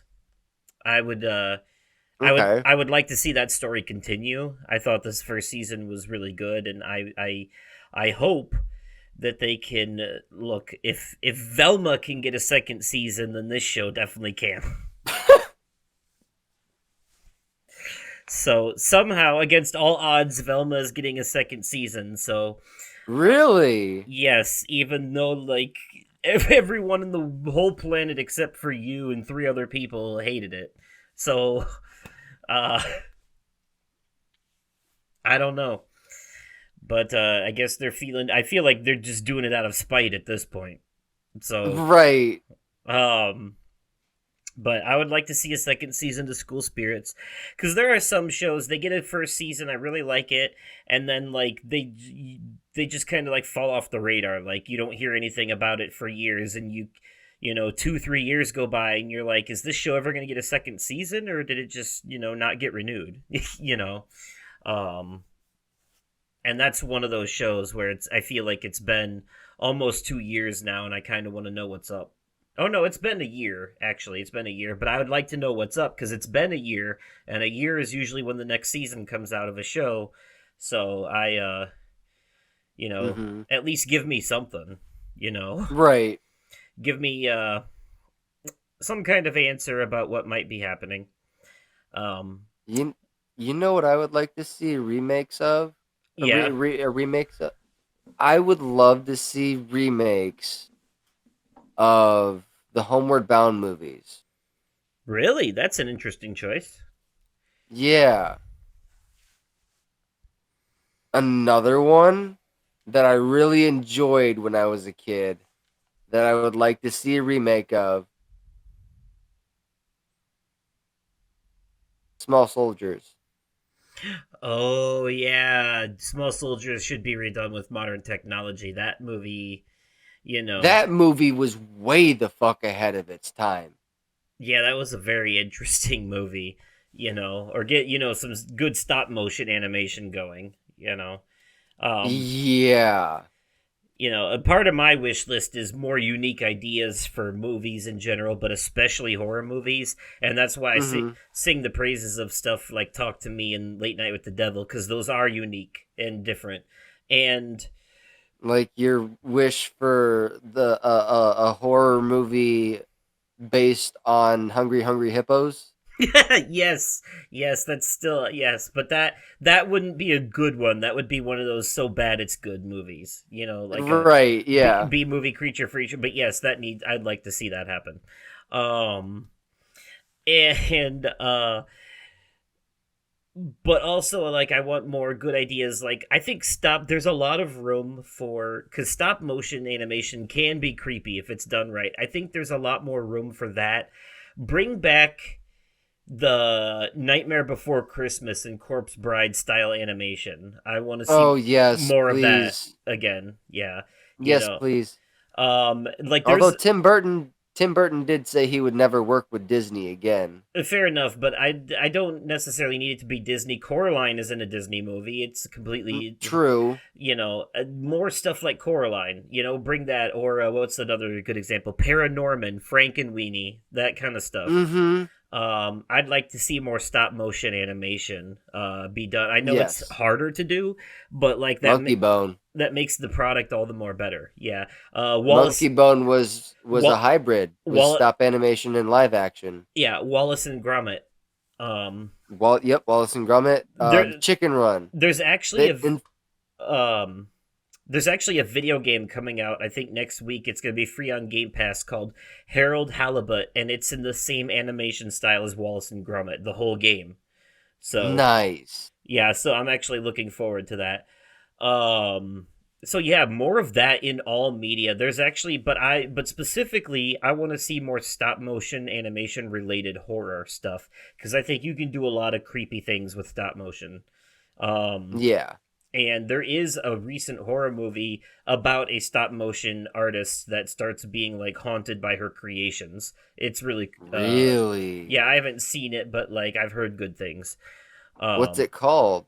I would have to look it up. I don't remember it off the top of my head, but it's just called. Oh, it's called Stop Motion. Okay. Yep, came out. It's a 2023 horror movie, Stop Motion. Um, and it is a talented stop motion animator becomes consumed by the grotesque world of her horrifying creations with deadly results. Definitely Mm, check out the trailer for it when you get the chance. Um, okay. but Yeah, I would also like to see more still motion animation. Now this is different. This is similar to stop motion but different because it's hand drawn animation and how it works is usually the characters themselves will be like basically mostly stationary drawings that occasionally move like like change their position, but like when you never see their mouths move when they're talking or anything like that. It's just like occasionally it'll just shift position to show different emotion. So the characters themselves are basically just like still drawings, but sometimes like the the background animation itself is still moving. So you'll have like two characters Mm-hmm. sitting in a car talking and they're just doing the slightest movements but they're mostly still, but in the background all the trees and shit are flying by like they would be normally. I like that Mm-hmm. and I'd like to see more stuff like that too. I've played two games like that. As Dusk Falls is one of them, and then there's another one I've started playing recently called Open Roads, which is very similar. Like the environments are completely 3D rendered, Mm-hmm. like a normal game. But the two characters, mother and daughter, that are in the game when they're talking, when there's cutscenes, they're completely hand drawn with colored pencil and stand out among these 3D normal video game backgrounds. Um, Okay. and I think that's beautiful. And I'd like to see more. clashing animation styles like that, like hand drawn characters, like hand drawn cartoony characters up against like photorealistic 3D backgrounds. You know, Mm-hmm. that's something I would like to see more of in my art. I think. I have a fun one for you, a fun What's idea up? for. Who would you like to see host an episode of SNL that may not have Ooh. before? It could be any celebrity from you know um actor, comedian, singer, sports person, or athlete. you know uh I would like to see Brad Williams, stand-up comedian Brad Williams, host an episode of Saturday Night Live. okay. Brad Williams is fucking hilarious. He has specials on Amazon Prime. If you ever get the chance, check him out. He's hilarious. Okay. I've got a couple of, like, before he retired, one of my first choices would have been former late night talk show host Craig Ferguson. Um, Okay. yeah, he would have been quite funny on there. Oh, Uh, absolutely. yes. Um, I know it'll never happen because he's too shy for stuff like this, but I think Johnny Depp, since he's such a great character actor, would be really good at playing characters Oh, in the skits. yes. Yes. Um, Yeah, so I know that he's never hosted. There's so many people that have hosted so many times, like they have a whole five timers club for that very reason. Um, Mm-hmm. so I'm pretty sure Alec Baldwin has hosted like a record breaking 13 times. Um, Yeah, probably, yeah. John Goodman right on his right behind him. Mm-hmm. Is up there too. But yeah, Kristen Wiig actually hosted last week, and it was her fifth time hosting since she left the show Nice. as a cast member. Um, yep, and Paul Rudd Did they made. have a Five Timers Club segment? They did, but it was funny because they brought in a bunch of people who actually aren't five timers, just to make a joke about the jacket being meaningless. Um, because Oh, jeez. they brought in Will Forte and Fred Armisen and Martin Short and John Hamm, and none of them have hosted five times.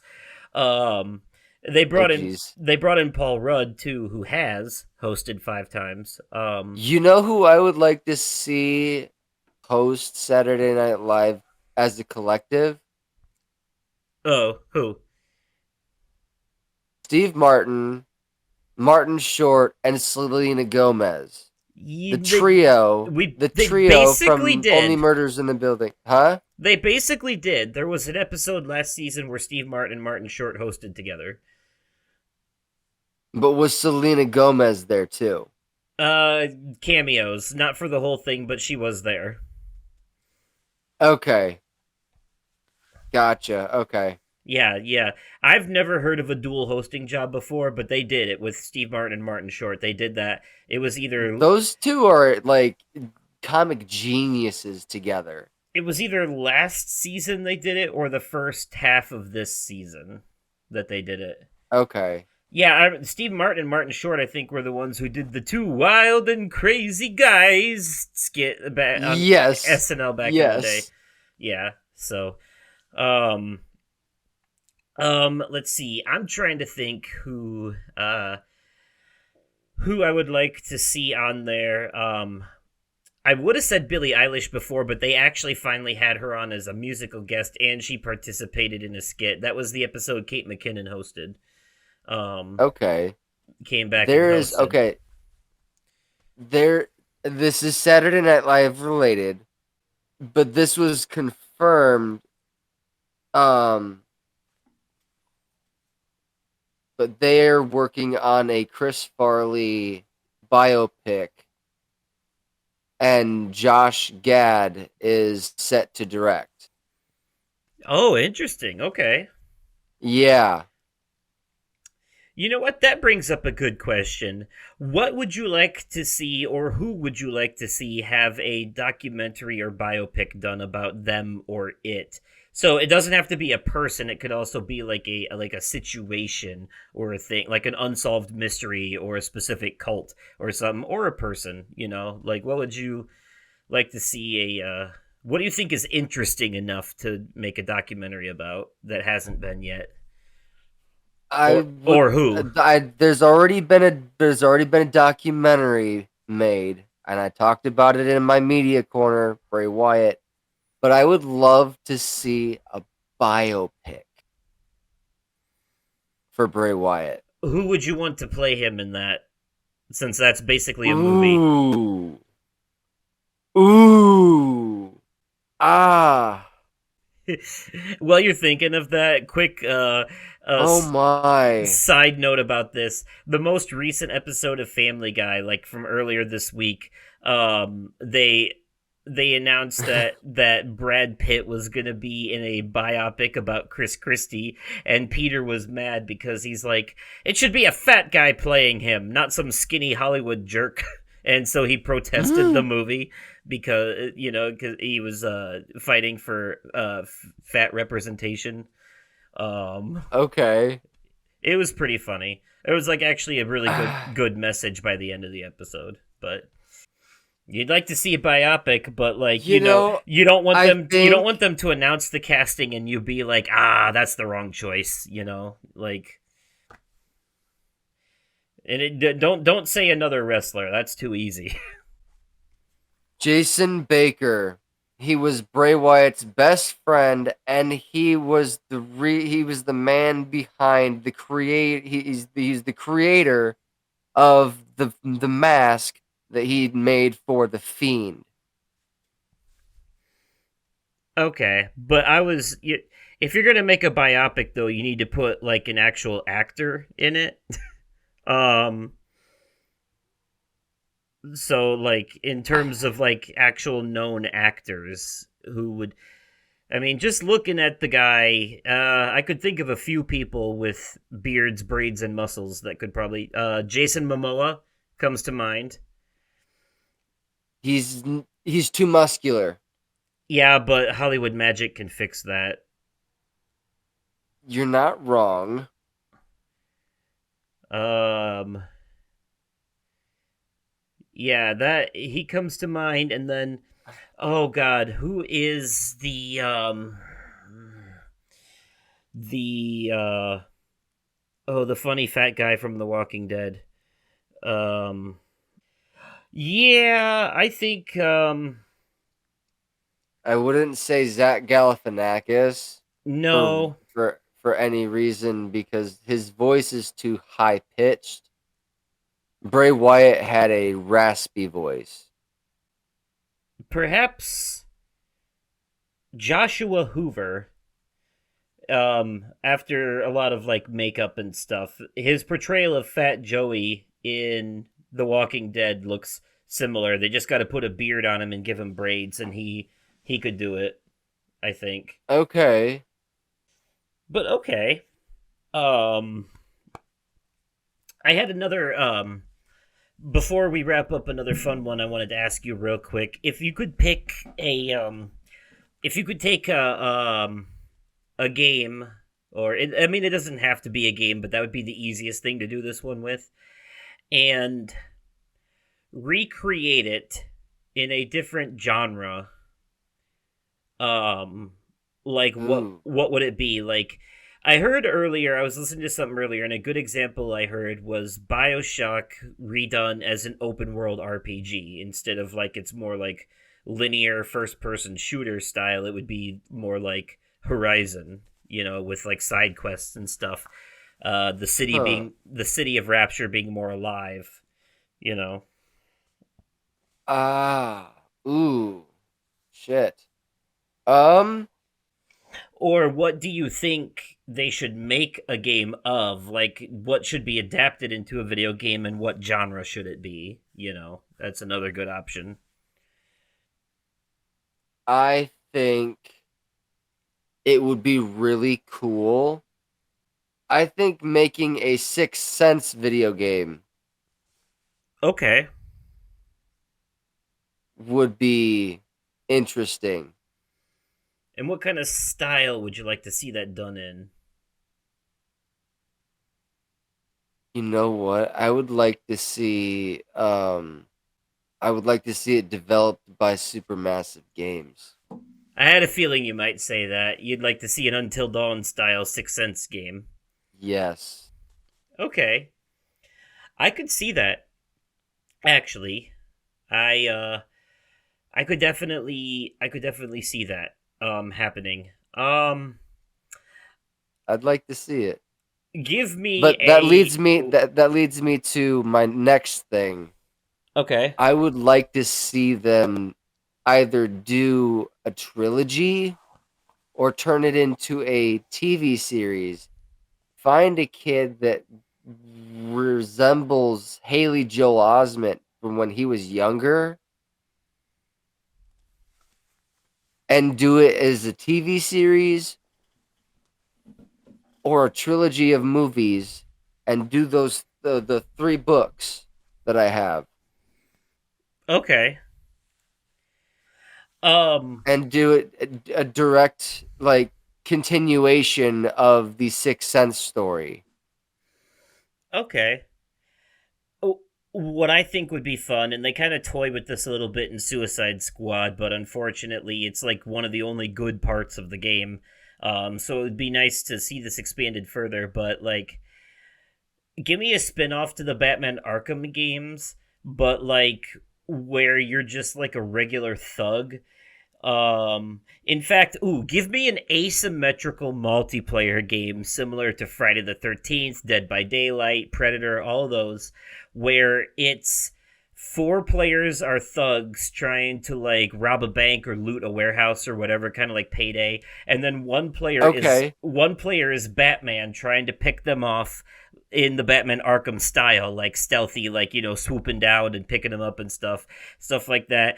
And if you're Batman, then it's just a fun stealth game where you're picking on thugs. But if you're one of the four thugs running around, it's a horror game where you're trying to avoid this nightmarish superhero coming to get you. It's Yeah, that's fucking awesome. Yeah, that's an awesome idea. yeah, that I think that could be fun if it was done correctly, Hell yeah. but like give us the option for a single player mode too. Don't make it exclusively multiplayer, but definitely design it around the same concept as some of these other honestly like really popular asymmetrical horror multiplayer games. I could honestly see them adding Batman into Dead by Daylight.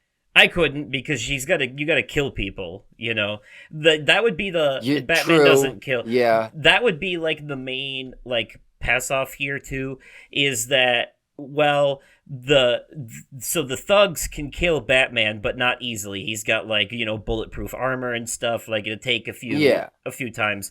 But he can't kill them. Batman has to exclusively use non-lethal takedown methods, hiding in vents and on rafters and shit like that, Mm-hmm. using Yeah, smoke true. Okay. screens. But that's what would make it fair because Batman is much stronger than the players would be. So that's how you keep the game balanced. Mm-hmm. I think that would be great. One of those, that would be a great twist on the asymmetrical multiplayer horror thing, where instead of being a horror movie villain, the thing that you're trying to stay away from is Batman. Because Mm-hmm. you're a criminal and he's trying to get you. Um, and then maybe the thugs can have like a if they manage to survive for so long or something like that, they get a bonus where they can actually call in their boss to help, and their boss is like AI controlled, but it's one of the famous Batman villains. So it's like Mm-hmm. the Riddler or the Joker or somebody or Two Face walking around with guns, kind of looking for Batman, trying to take him down before he can take you down. And they come in, and maybe it's like a what do you call those like a boost or whatever that lasts for a few minutes, and then you only get to use it like once per round, that kind of thing. Right. So yeah, I think that could be fun. That would be a really fun idea, actually. Yeah. um, but yeah, I'm sure there's a whole lot more that we could come up with if we really brainstormed it, but I'm kind of drawing some blanks right now. So I think we'll I go. have a couple more. Oh, do you? Okay. Yeah, actually. Okay. I I would be since we're getting Jim Carrey back for Sonic the Hedgehog 3. I would like to see him do 2 more comebacks. Okay. I want to see a sequel to The Mask, and I want to see a third installation, maybe a passing of the torch of Ace Ventura. Okay. Passing the torch off to who though? That's a that would be the old. I don't know. That's the thing. I don't know. But I have Yeah. one more. We have to find an actor with Jim Carrey energy. Yes, I have one more though. Okay. There was a clip floating around on the internet quite some time ago. And it was a clip of what looked like a clip of a biopic for Robin Williams. Okay. Now,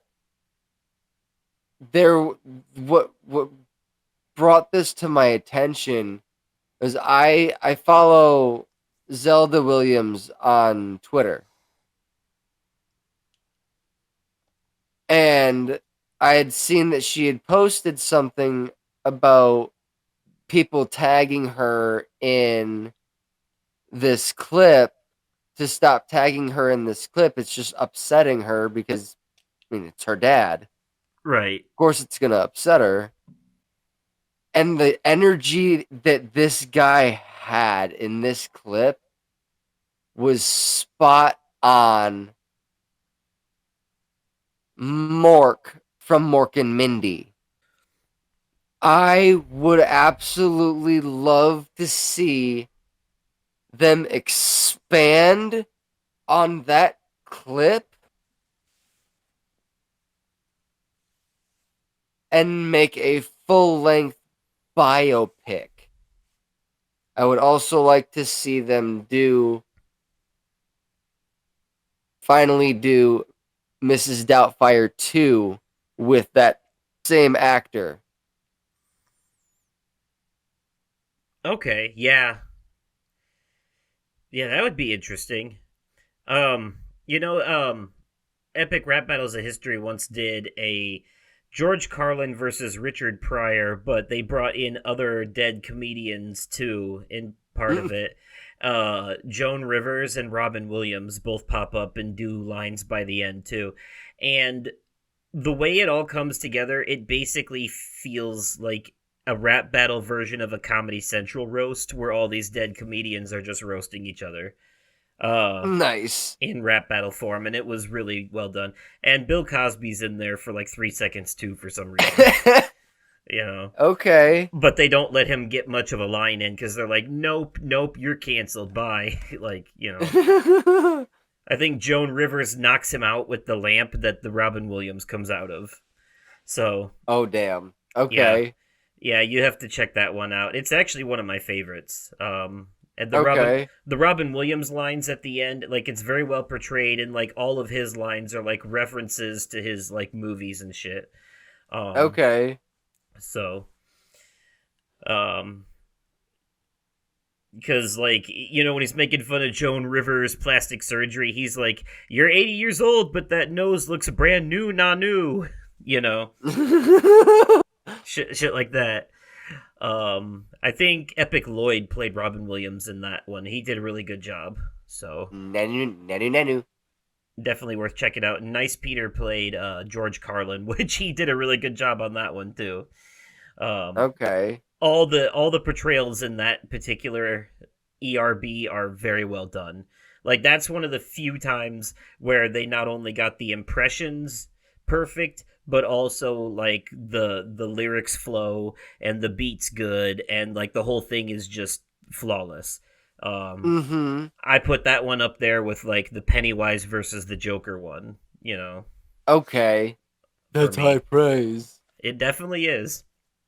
But well, anyways, yeah, I'm kind of tapped out on ideas for the moment and getting a bit sleepy, so I think we'll wrap it up here. All right. But I would like to revisit this topic again in the future, I think, and yeah, and see if we can't come up with some more ideas. But those we had some pretty good ones in there. So, you fine folks at home, if you're watching this on YouTube, remember to click that like button, but also in the comments down below, let me know your ideas for sequels and remakes and even original concepts you'd like to see. You know, games based on things, stuff like that, movies based on books, anything that hasn't been adapted yet, or original ideas you'd like to see, or, you know, more cinematography tricks that you'd like to see them do in movies and stuff, more of what they've been, you know, I'd like to see more of this A24 style elevated horror that's been going around lately. I'd like to see more of that, personally. So, but anyways, yeah, you can leave your comments down below, or I have a new email now for the podcast specifically so that it doesn't get lost in the flow. The new email for the podcast that you can write into if you want to, and if you write in, I will read it on the show. So if you listen to the show and you're like me and one of those people that likes to hear your shit read on the thing that you listen to, then send an email and I'll read it. You know, because I get that feeling, because I do too. In fact, most podcasts I write into when a new episode comes out, I will generally fast forward to the part where they read my email and then go back and listen from the beginning. After that, I want to hear the part about me first. But so anyways, the new email that you can email to write into this show is podcastoversoul@gmail.com. It's that simple. Just the word podcast and then my name, oversoul@gmail.com. So podcastoversoul@gmail.com. And then also you can find me on Twitter @oversoul53. So those are my things. And you can find me over on Twitter @thevapingfiend and over on TikTok. There'll be, like I said, there'll be a TikTok video for this episode you guys can look forward to. But you can find me over on TikTok. Now I am just @thevapingfiend. All across the board. No more the .vaping.fiend. It's the Vaping Fiend across the board. Oh, nice. All right. Streamlined. So, yeah. All right. Well, that'll be it for this episode. I have been Oversoul. He has been the aping fiend, the vaping fiend. Words are hard.